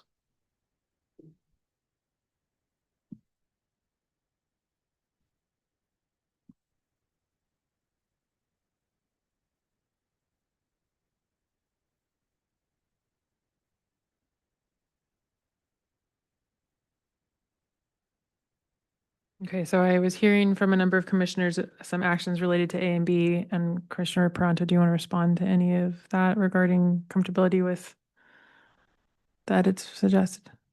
I think we'll accomplish a lot with the schools and the youth and the engagement at that level. That I think has a high probability of success. The 1A and 1B, I think are nonspecific and so not actionable as written. And I'm okay with the idea of saying that the title for one, the description for one, covers A and B. I think that's okay. I'm enthusiastic about engaging with the high schools and the community colleges and having some specific student engagement for a number of reasons. So I'm pretty happy with what we've put together. Thank you.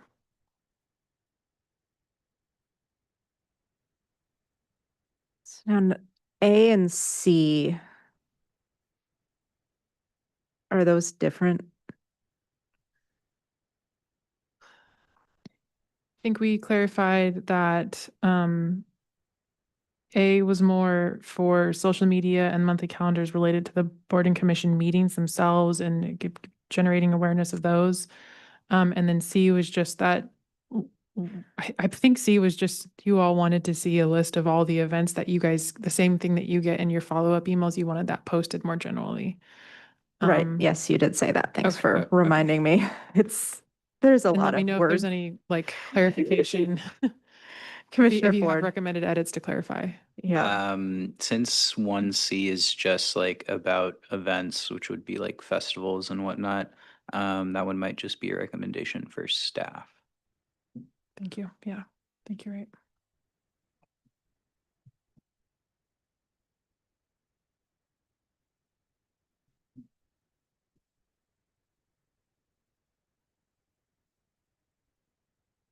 In a grammatical thing, I might add a Dropbox at staff tabling events or at community tabling events. I think the word these referred to something that was maybe a previous iteration. Yeah. Yeah.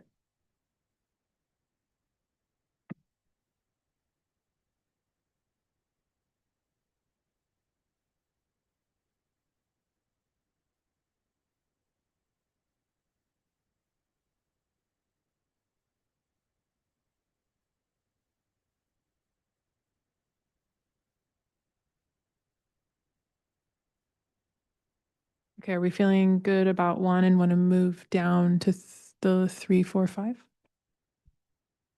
Let's do it. Great. Oh, 6, 7, 8. We're gonna cut it down, right? So number 3, Commissioner Jansen. Oh, I was gonna go to 8 and say we could get rid of 8 because I feel like people are gonna be more likely to look at achievements in social media than on the boards and commission web pages. I'm okay with that, cutting things down. Okay. So yeah, what's the most logical way to do this?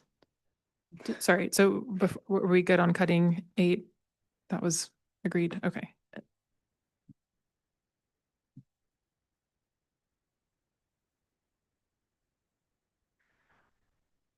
So any discussion on 3 is probably the most logical way to do it, right?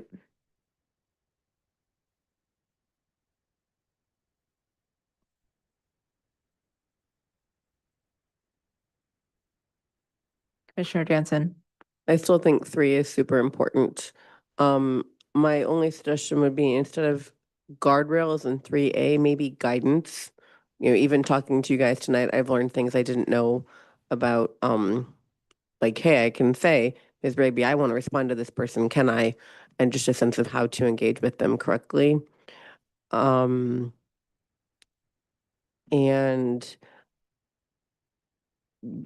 I like 3B. 3B feels like it might be a bigger undertaking than 3A. So if I had to prioritize, I would pick 3A.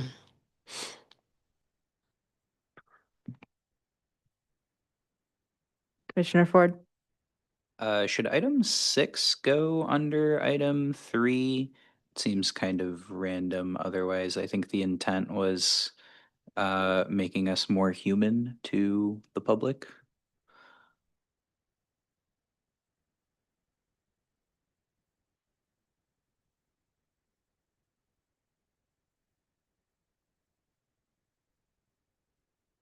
You're adding if 6 should go under 3. That was your question? Okay, I think 3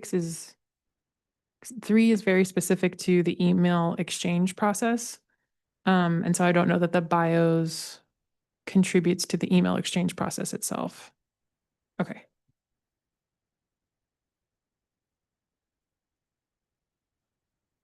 Commissioner Coons. So under 3A1, I'd like to get rid of the word incentivize. You know, personally, I find being on the commission itself very rewarding, and I'm not sure what else could be done to incentivize. Do you need another hoodie?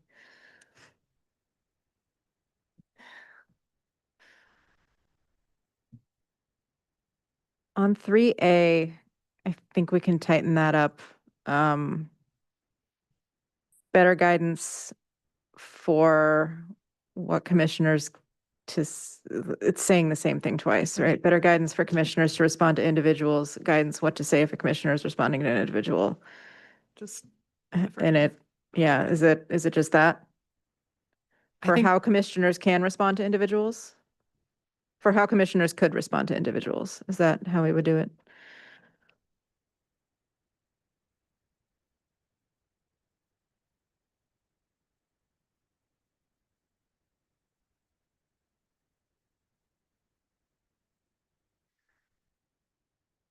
For 3A2, what, I can't remember whose point that was. Did we have an idea of what that outreach would be? Is that previous work or? I think it was, I'm hearing it was Commissioner Chang. Did 3A2? I think what I said specifically was in the application, ask what new ideas people have for outreach to really emphasize the importance of that in like when you're on the commission. But I understand like that's kind of redundant, so I'm okay if we like remove it if people want.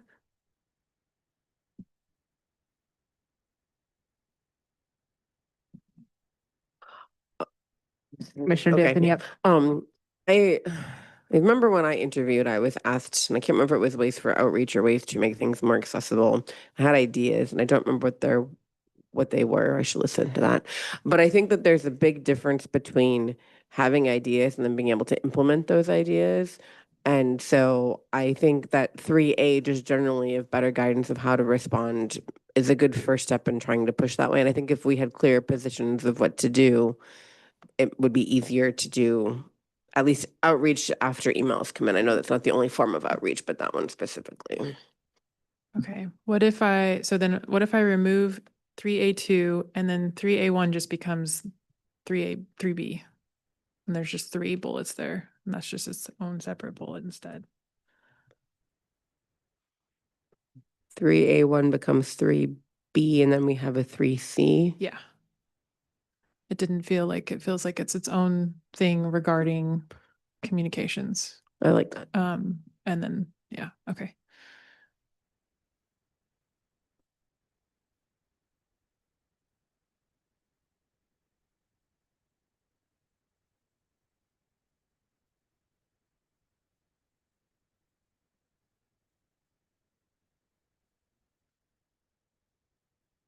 Are we happy with 3? Sorry. Now I'm reading 3B and wondering if that's not specific to emailing. Feels like it's more broad about commissioner engagement. So open to suggestions on where it should live.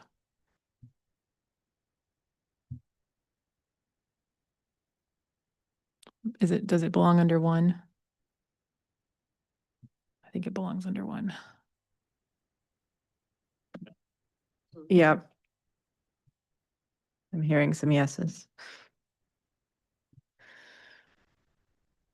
Great.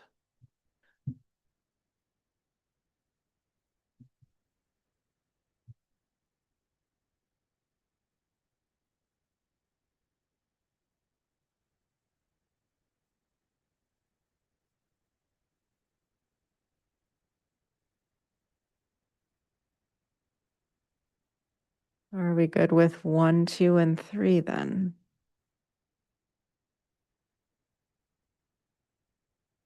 How about 4? How we feel about, I think we talked about 4 a little bit already. Good with 4? We haven't discussed 5. Comments on 5, Commissioner Ford. 5A might be a question for the city clerk. Not sure if that's even possible with the Brown Act or I guess scheduling a series of one-on-ones. That doesn't seem like something we would have to recommend to council. That seems kind of like we could just do that on our own.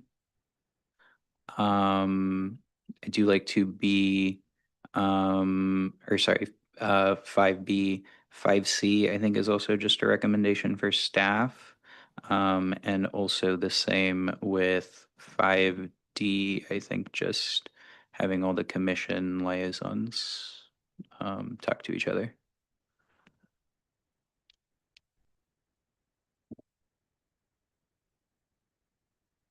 Commissioner Chang. I think the bio idea kind of encompassed like 5A in terms of connecting the commissioners, at least like knowing each other, which kind of solves the problem. So maybe remove that for conciseness.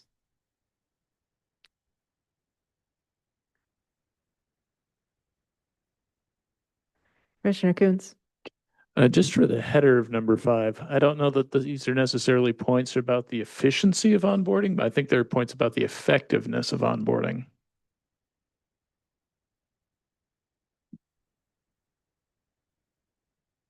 I was going to have a similar comment. Yeah, I think effective is a better word than efficient.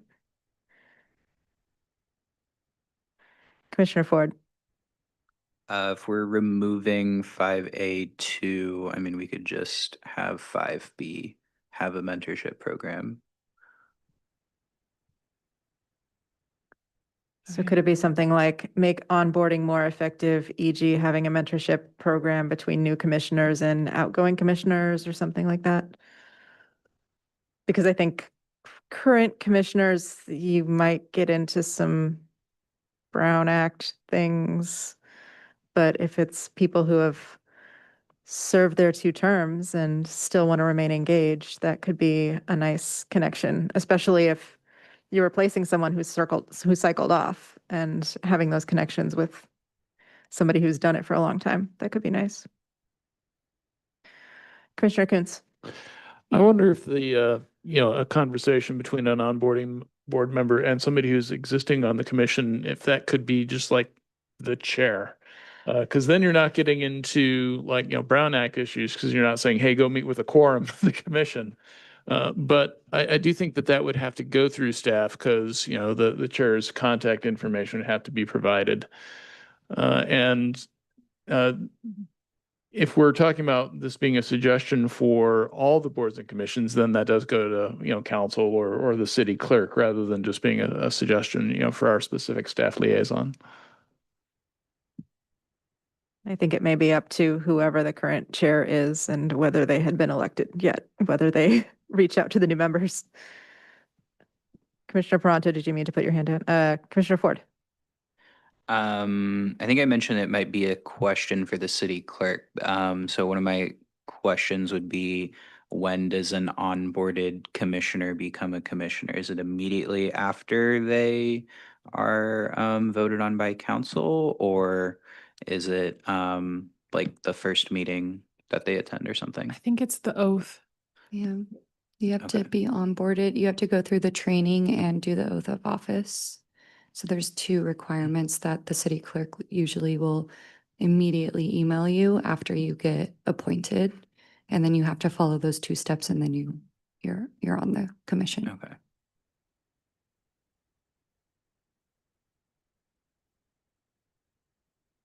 Okay, are we happy with 5?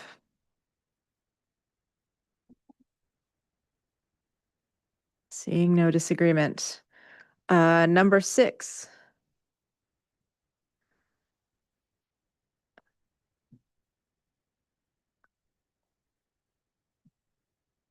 Commissioner Jansen. I was looking on a couple other cities and it doesn't look like anyone else has commissioner bios on their website.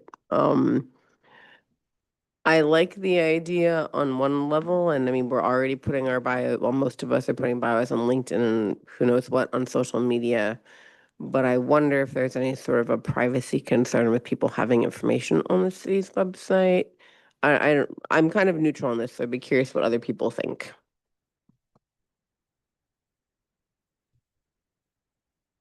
Commissioner Ford. Not really any thoughts on the website, but I believe any bios that we sent to staff already are subject to PRA. So technically already public. Yes, because they're sent out through the commission AP. That's correct. There's public and then there's public though. Commissioner Peranto. I think what he just said is appropriate. I looked at the LinkedIn, which is public, and, you know, if you can put it on LinkedIn, which anybody can find, then I don't think we're creating a problem here. Commissioner Chang. Maybe an alternative could just be to put areas, like not an entirely separate bio, but just issues of like areas of expertise, and then one word, like one word describing one area, another word describing another.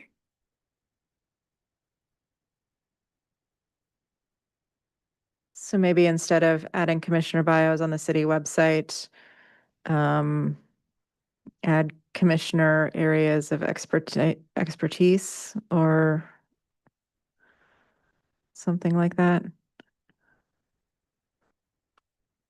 Commissioner Peranto. Yeah, I think the problem with expertise is it doesn't give you much context. And whereas if you have a bio where you can actually talk about companies that you work for and provide a little bit more extensive information, then how well that the commissioner, how knowledgeable the commissioner is clearer, I think. So. Commissioner Ford. The other issue with expertise would be not every commissioner has expertise in the commission subject. I'm thinking of the Bicycle and Pedestrian Commission in particular. Would your expertise just be, I am a pedestrian? I think that's probably mostly how they're selected. Yeah. Bicycle could pedestrian both. Commissioner Jansen. I'm just gonna say, given what I've heard, I like the word bios because if we're supplying you with bios, then we can choose how much we're comfortable with. And so you could put expertise as a couple of words. You could write, well, not 3 paragraphs, but a couple of sentences. So I think bios gives enough flexibility to accommodate a range of interests and comfort levels. Commissioner Peranto. The other advantage of bios, it allows you to say a little bit more of what your background is, which may be useful to other commissions or where we have multiple commissions working together. That expertise in the bio, while it may not be specific to my commission, it may be helpful when I want to help one of the other commissions.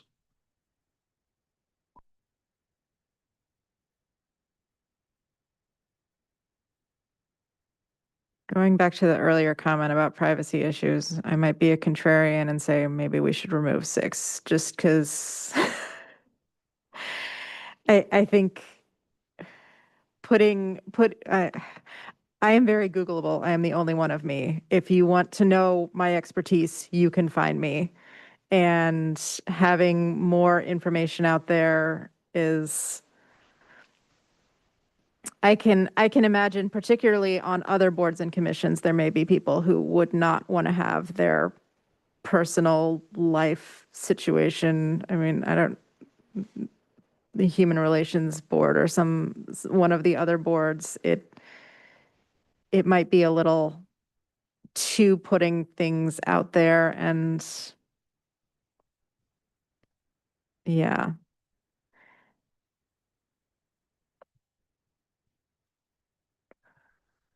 Commissioner Ford.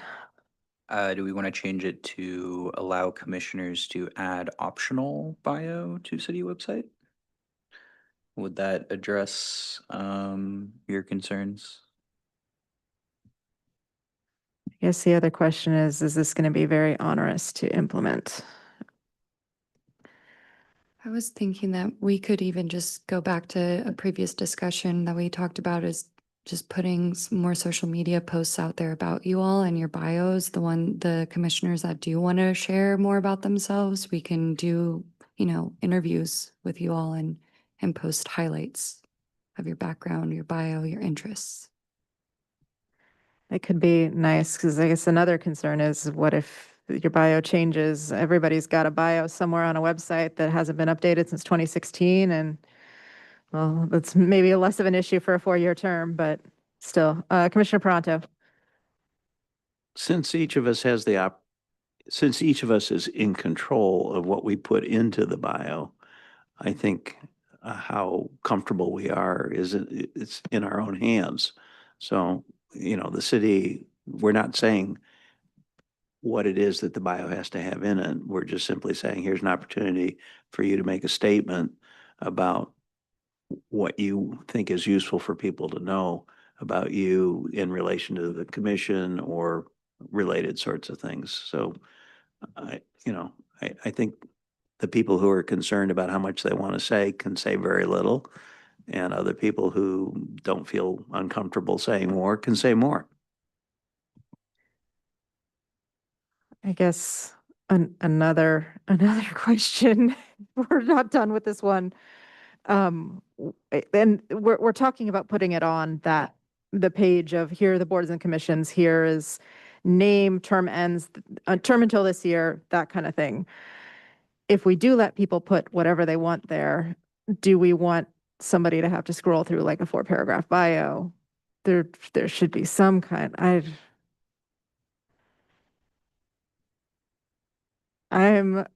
don't feel super strongly, but in the interest of making all of our recommendations concise, I kind of would be okay getting rid of 6. Commissioner Chang. Maybe if to address the issue of potentially having to scroll through a lot, maybe it can be like a drop down button or something where you like click the button and then it expands the bio if people are really interested in learning more. And then I think one way it could be beneficial is, for example, if you have like a student member on the board, then knowing that, oh, this person is in high school will not only maybe incentivize more youth to actually apply, but also if they have like specific concerns about schools that they might want to bring up, then maybe you have like a specific person for those kind of issues. Commissioner Ford. I had time to think about this, and I have not yet thought about how to phrase this. I guess, could this potentially be a staff recommendation instead, and maybe staff could gauge interest from other commissions on this item? I have no idea how you would do that, but I mean, we can bring it up to the city clerk for consideration, and then they can share it out with the other liaisons or consider it themselves. That is an option if you don't feel strongly enough to include it in the recommendation. I mean, the city clerk oversees the subcommittee, and so like a result of a lot of the subcommittee meetings, the city clerk implementing things among staff. Thoughts on doing that to other commission members? Commissioner Peranto.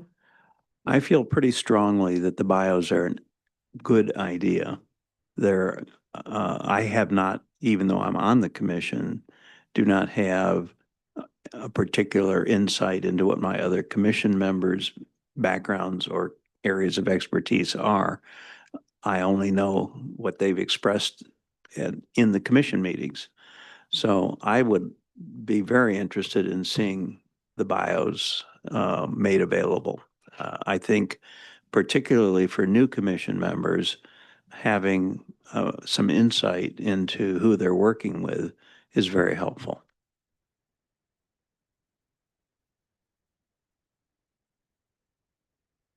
Commissioner Ford. So we did originally have that on here, and I think we moved it to a recommendation for staff to just send out bios. Is that on here?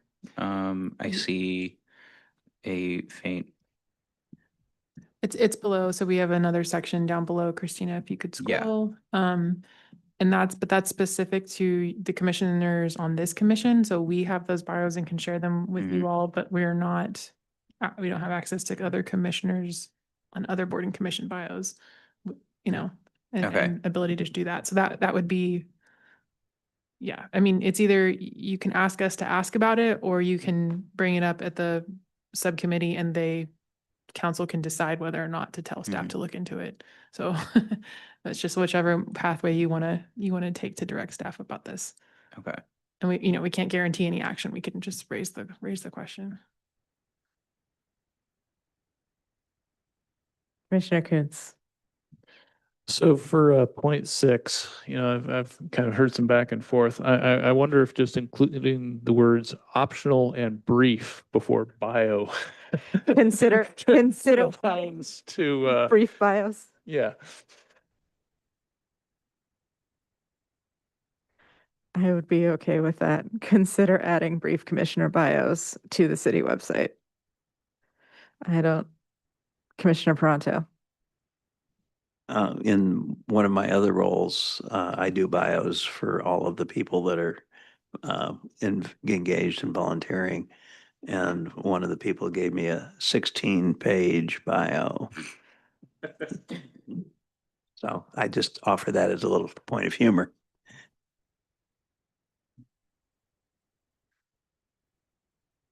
Okay. Are we done with 6?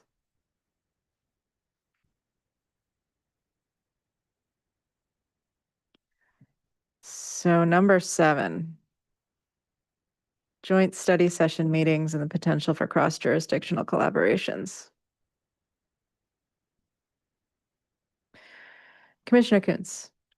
I feel like this one is a little hard to just say, here's definitely how it's going to happen. But this one feels more like a look for opportunities to, kind of that framing that, when there are issues where it is important for a couple of commissions to talk about it, that's good. And I agree with you that it's beneficial, but it's that I think look for opportunities framing that probably helps get the spirit across.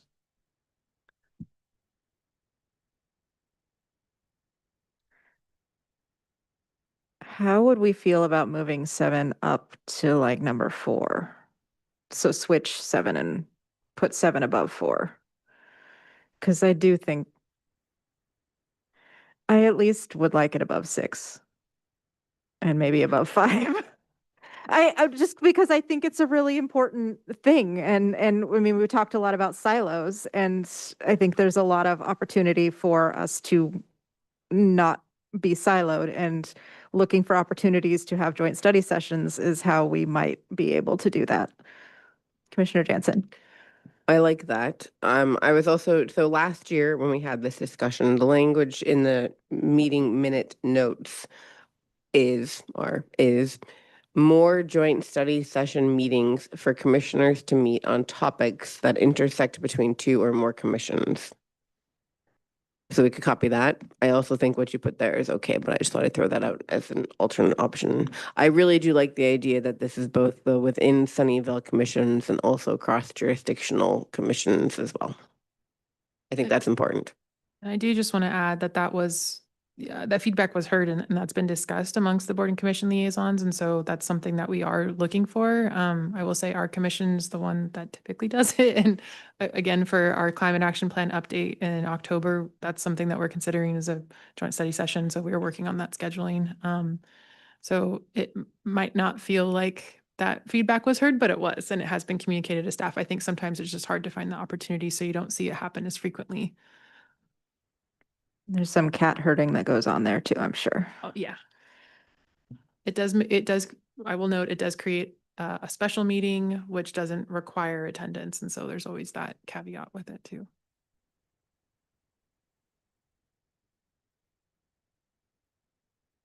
And I did some very slight tweaking just to make the topic statements. I was so focused on the bullets. I reread them, more of a recommendation. Some of them were worded not quite recommendation.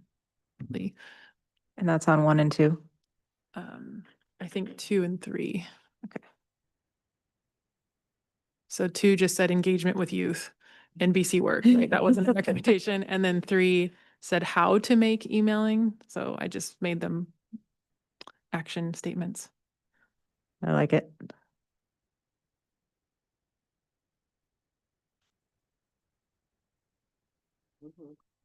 Where would we like to move 7? Move 7 above number 4?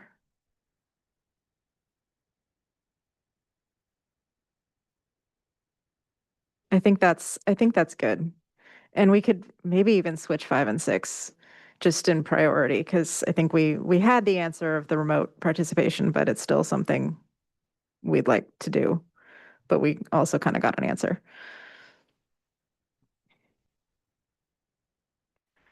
Okay. Are we almost done, you guys? So much for this being a short meeting. Okay, last call for drafts, edits. Speak now or forever hold your peace.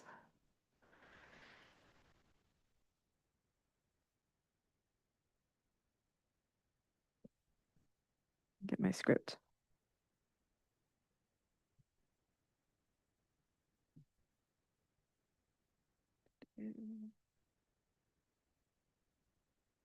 Okay, and do we need a motion then? Is that what we do, or are we good? We're good. No, we're good. We're good? Okay. Yeah. So we're just done. Yep. Okay. Yay. Okay, moving on. We have the standing item of consideration of potential study issues. And we do have one study issue to discuss tonight, submitted by Commissioner Chang, item 25-0841, titled Digital Infrastructure Sustainability Assessment. This is a new idea and has not been discussed by the commission. As a reminder to everybody, study issue ideas submitted must first be proposed and then they can be considered for sponsorship. Ms. Raby, will you provide an overview of the study issue idea and the staff response to it? And then we can have Commissioner Chang talk more on her idea. Yes, so Commissioner Chang submitted this study issue idea in July. Sorry, it's late. So she was mentioning that the city has a strong green building requirement through our CalGreen and LEED programs, but we don't have a lot of policies specifically addressing the massive energy demands of artificial intelligence operations. And so she was proposing that the city look into more ways to kind of enforce or regulate the energy demands and of these companies. And so she asked several questions, which were, how can Sunnyvale encourage AI companies to use renewable energy for their massive computation needs? What policies should govern the energy disclosure requirements for AI training and operations? how can we use our unique position as a city with many AI companies to create sustainability standards that other cities could also adopt? And currently, our green building requirements work well for traditional facilities and specifically new construction, but AI operations create entirely different environmental challenges. So they can move into existing buildings that don't have the oversight of the city. And so for the staff response, we did acknowledge that we do have our Cal Green code, and we do enforce the tier 2 requirements, but those are specifically to promote energy efficiency in new construction and not existing. And so we also responded that we have a couple of moves in our climate action playbook. Move 2A is to develop a benchmarking and disclosure program for commercial buildings with the goal of being able to assist property owners in investing in energy efficiency upgrades. And that move is currently in progress. And then the other move is 2L, and that is to develop a building performance standard, or BPS, for existing buildings that will encourage electrification of those buildings. And move 2L is slated to be developed within the next 2 to 3 years. And so we believe that through these programs and the implementation of these policies, this will satisfy what the city can do to work on this study. And we believe that there is no requirement for a study to be done on this issue. And that is all. Thank you. Commissioner Chang, would you like to speak to?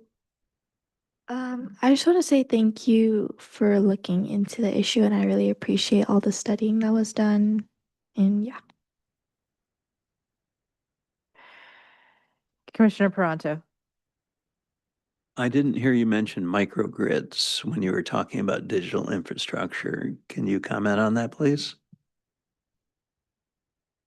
What in particular, like you want us to can you expand please on what you're looking for? Sure. One of the challenges we have in our grid is peaking, hot summers, et cetera.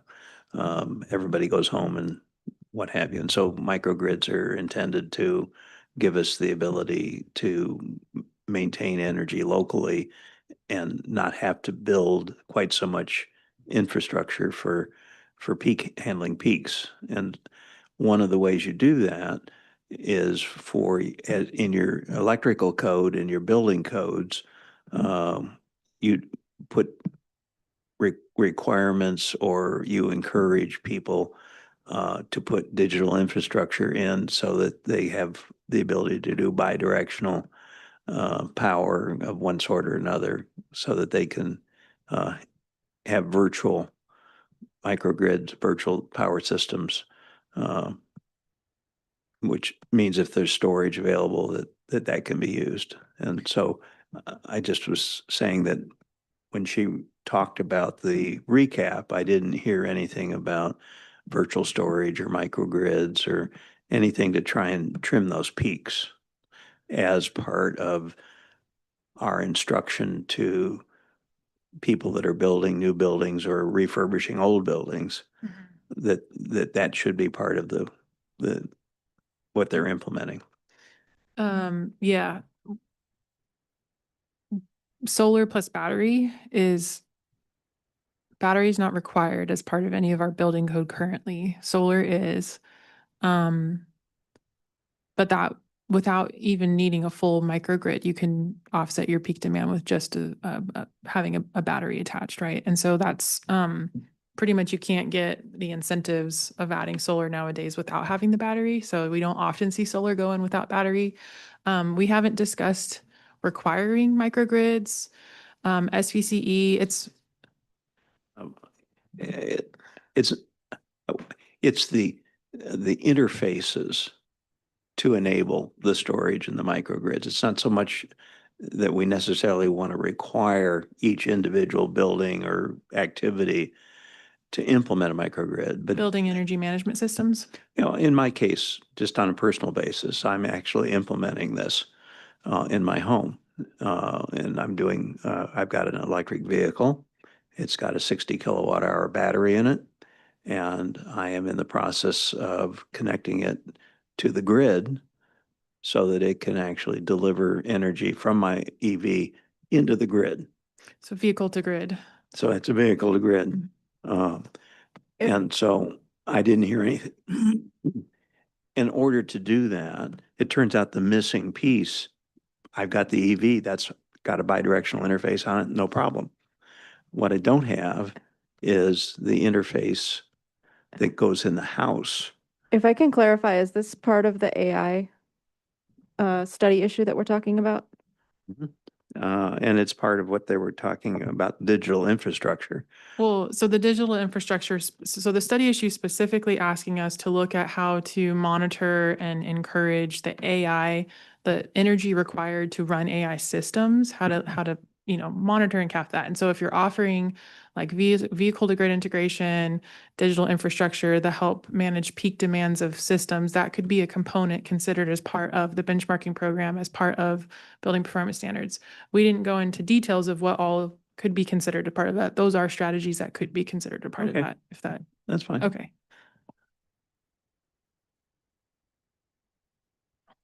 And then I would just add that we have collaboration with SVCE on community scale energy storage for Move 1E. And that's something that we talk about it with SVCE, and I know that they're looking at virtual power plants as well. Do we have any other questions for staff? Because I think we're on questions first. Mhm. Is that, okay. Commissioner Ford. Do we have something, or maybe the BPS contains guidelines for water usage as well? So a few cities have done water usage as part of their benchmarking program. San Jose is the biggest example that comes to mind. So that's something that can be, it's come up in our research and is something we'll discuss.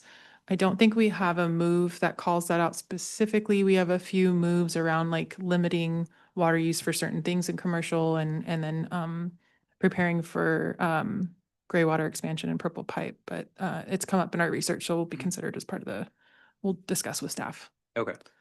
So where we're at right now is in the research phase, kind of collecting input from all the different cities working on this, as well as looking into like regional collaboration and approach, because it's a really time and resource intensive program to do the benchmarking. So for example, this is state currently requires it for any buildings 50,000 square feet and above. Sunnyvale had 234 buildings report last year, and I'm not sure what the compliance rate is, but usually it's like 50 to 60% compliance. So that's 234 buildings that are reporting currently, probably much more, and that's for 50,000 square feet. So what we're evaluating right now is if we change that 50,000 square feet to something else, how many buildings would that be? How much staff time would that take to enforce compliance with benchmarking? And then once you have an established benchmarking program, you move from there into some kind of like ordinance, requirement to meet certain standards, enforcement if you don't meet those standards, and ways to improve. So we're like I said, currently in the research phase, kind of putting together a program proposal. And then from your benchmarking program, a BPS is something you implement later down the line. So not a lot of the details are totally vetted out yet. Commissioner Coons. Do we have any sense of, how many, if any, data centers are within the city limits that are actually serving, AI types of computation purposes as opposed to, kind of the proverbial internet cat videos? Yeah, great question. We did look into that as part of getting this issue submitted. So we know at least one reported as part of that AB 802 requirement. And there's a couple other websites that I haven't vetted that will show a few more AI companies pop up with data centers. So it's just a matter of making sure that they're not just AI companies, but their actual data center is located here. So we just haven't gone through all of the data, vetting those data sources, but as part of the benchmarking program, this is something that we'll look into is, looking at those locations, seeing if they meet the requirements of the 50,000 square feet, why aren't they reporting? And if they are, the benchmarking reporting data is all publicly accessible. You can go to their dashboard and download it. The one data center we have in Sunnyvale is very energy intense. Yeah. Commissioner Jansen.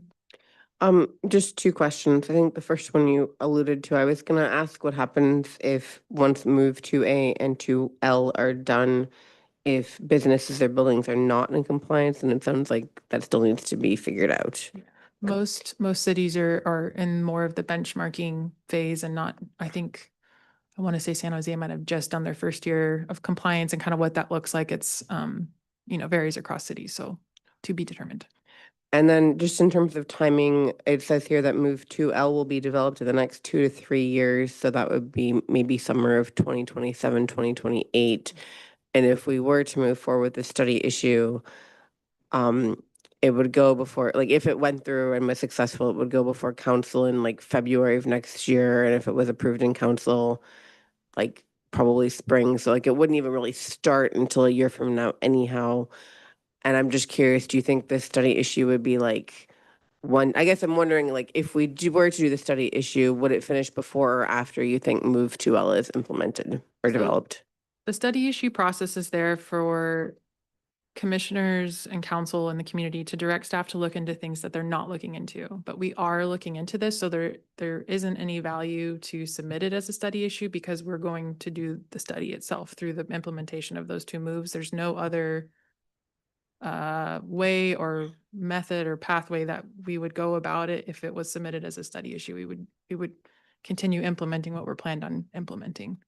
And last question, I also did some reading and it's bright water has come up a lot. If we were to revise this to include water, would that add anything that you guys aren't already looking at? No. Thank you. I have one question for staff or maybe the council liaison. Does the city have any policy on AI like more broadly, or is that in the works, or is we don't have any stance on AI in general? Regarding AI companies being located in Sunnyvale? Or how the city uses AI or anything related to, is there a policy? Do you want to? I'm hearing no. I am familiar with this. I was on National League of City AI Advisory Committee. City has developed a framework for mostly staff, right? Of where to use AI, what not to do, and all those things. As a part of our committee, we released how local government should use AI and what are the precautions and all those things. And then one of the most common AI application we use in the city is the Wordly. You see the translation in, I think, 60 languages now. Every time it changes, it increases. And then staff also is using another AI application for internal use. Except the Wordly, nothing is customer facing or resident facing. That is the biggest precaution we are taking right now. Thank you for clarifying it. It felt relevant, although I think it's a little bit outside of the scope, but I was just trying to get context. No more questions? So now I'll open public comment on this item. Members of the public wishing to address the Sustainability Commission on this item, please submit a speaker card to Ms. Raby. Use the raise hand feature now or dial *9 on a telephone to indicate you wish to speak. I will call on members of the public participating in person first, and then any remote participants. Ms. Raby, are there any members of the public wishing to speak on this item in person or online? There are no members of the public in person or online wishing to speak on this item. Thank you. I will close the public comment then. So now, commissioners, do you have any comments on this issue? Now we discuss it.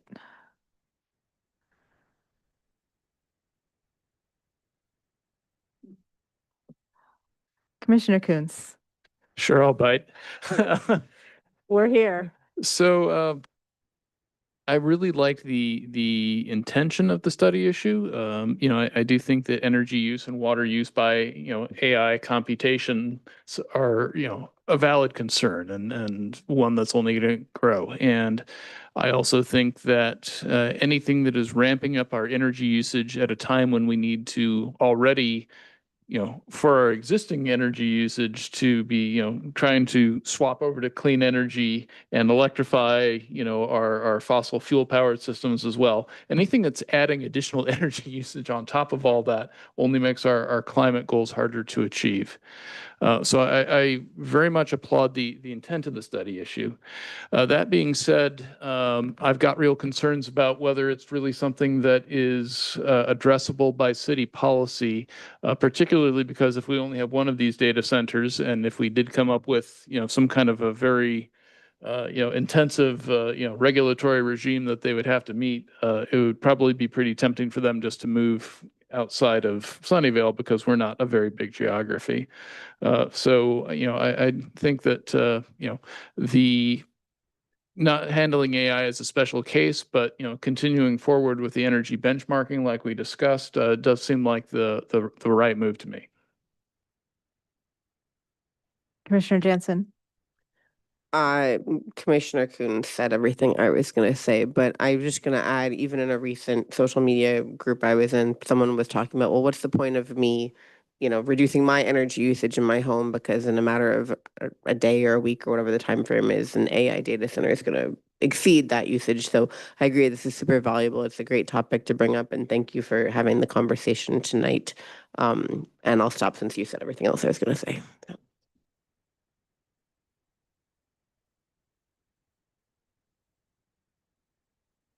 Yeah, I'll just echo what everybody else said, and I think it's definitely something that we should continue noodling on. I'm glad we are having this discussion.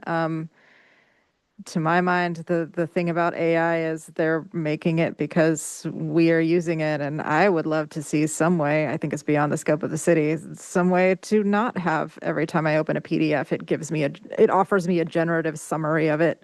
I don't need that. I don't want that.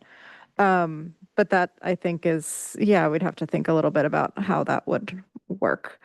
But I'm glad we had this discussion, and thanks to Commissioner Chang for submitting this study issue. Do we have any more comments? Or would any commissioners like to make a motion to propose this study issue?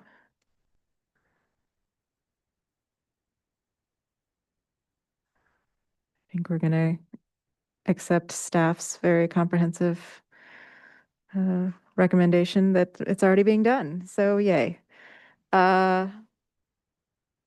Commissioner Jansen. Just a small typo in page 13 of the full packet. It says this was submitted to staff on 7/3/20. You guys could just fix that, maybe.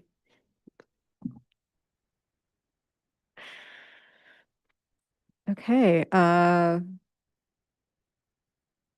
do I need to say anything to close this out? We don't have a motion, we don't have a vote, so we are done with this item of the agenda. So next we have non-agenda items and comments. This next portion of the agenda is for oral reports and announcements by commissioners and staff to share information. And commissioners, do any of my fellow commissioners have non-agenda items or comments? And yeah, use your raise hand feature to indicate you wish to speak. We know that. Anybody got anything?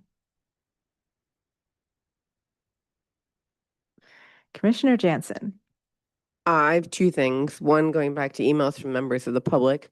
I read them and I wanted to share because I did not know about this, and I have often complained about how it's hard to find incentives in one single spot. So there is the database of state incentives for renewables and efficiency, dsireusa.org. And so I just wanted to say thank you to that member of public for sharing that. That was super useful, and I hope other people can benefit from it as well. And then the second thing, you may have heard that up in Rohnert Park, there is a company that is looking to do a plant that is supposed to do recycling using a pyrolysis technique, which is sometimes also called advanced recycling or chemical recycling. Basically, you use very high energy to burn the plastic and try and turn it into oils or other things. There's a lot more information on the Bay Area, what are they called? It's now the Bay Area Air District. It had a different name and I can't find it anywhere. Oh, Bay Area Air Quality Management District website.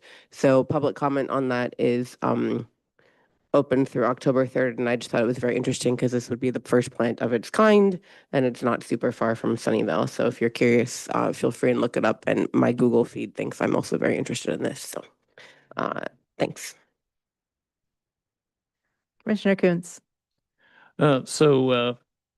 Last week, August 12th, the city council passed new reach codes. And I wanted to, I know that was something that was a very rapid undertaking on staff's part, because of a change in staff law, state law, and there wasn't a lot of time to act in order to enhance our reach code. So I wanted to applaud staff for being nimble and getting some best practices into place, that I've been hearing about for a while from Silicon Valley Clean Energy. So thank you for the win, and thank you to City Council for making that happen.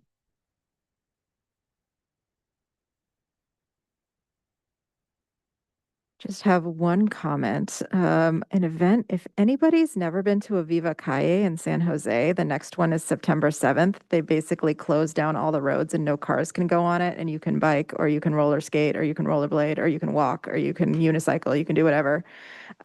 This next one goes right past Diridon, so you can take the Caltrain right there. It'll be great. If you've never been there, check it out. I think it's in line with all of our sustainability and active transportation interests, and it's pretty fun. That's all I got. Staff comments are next. I think, Ms. Raby, do you have any non-agenda items or staff comments? Yes, I do. And I just wanted to say I have been to Viva Calle and it's really fun. It's so fun. great. And they got like food trucks and everything. It's Yeah, great. yeah. Good time. It was awesome. Okay, so I'm gonna go over our event recap and then upcoming events, then our next meeting, and then tentative council agenda. So as a recap, we had National Night Out on August 5th, and we had a lot of our team out at different neighborhoods speaking to residents. And we spoke to almost 160 residents just in that one day.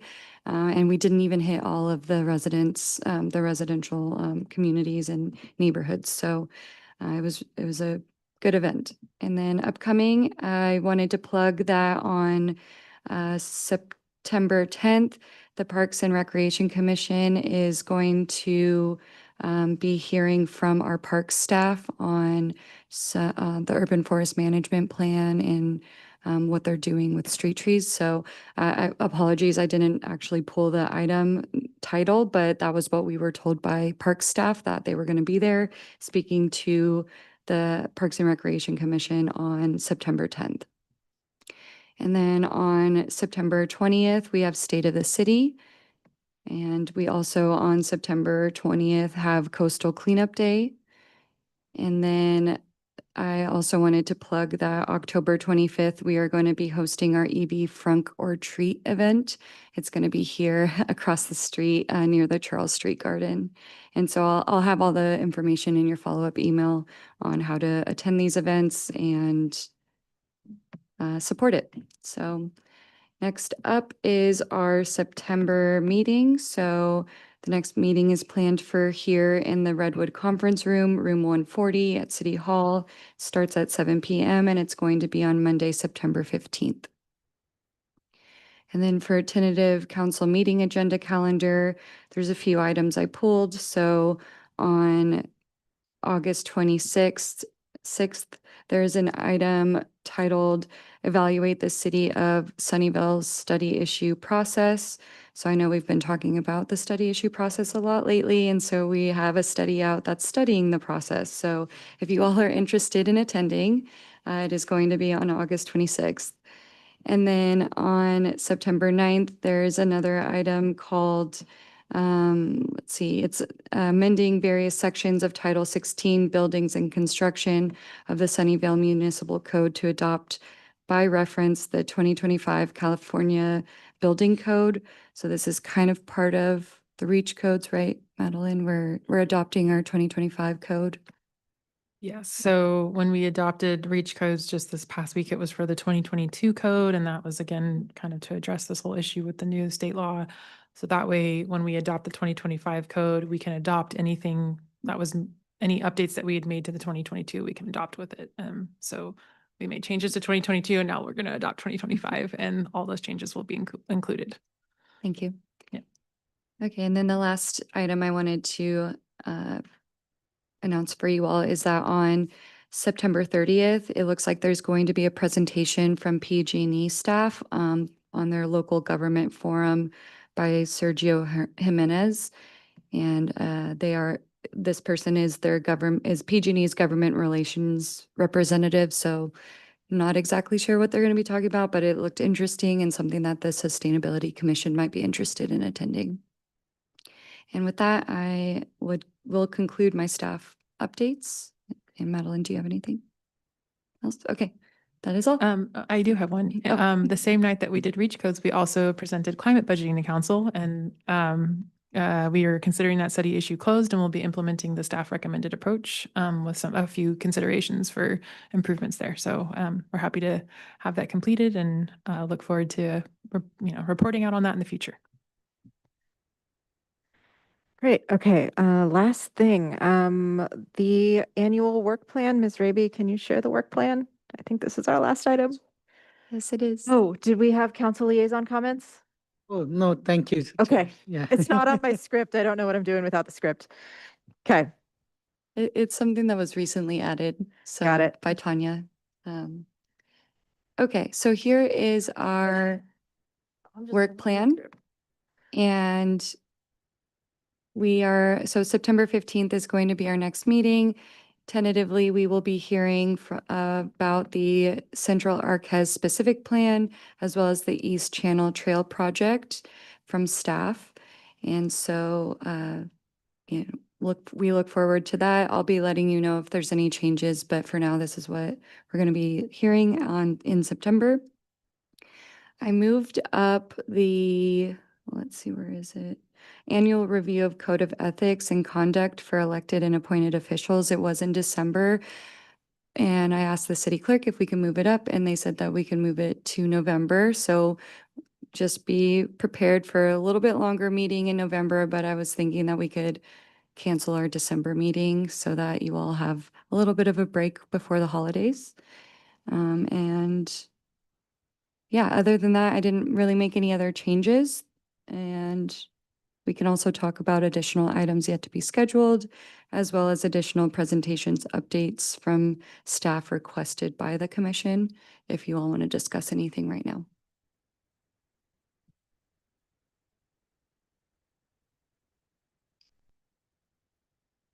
I'm not hearing any comments. I'll just make a note that there's the potential for the CAP item in October to get pulled and be on a different date if we do the joint study session. So just keep that in mind. There could be a second meeting in October. Uh-oh. Okay. Are we done with the work plan then? Think? Good. And I guess that means the meeting is adjourned at 9:29 p.m. Thanks.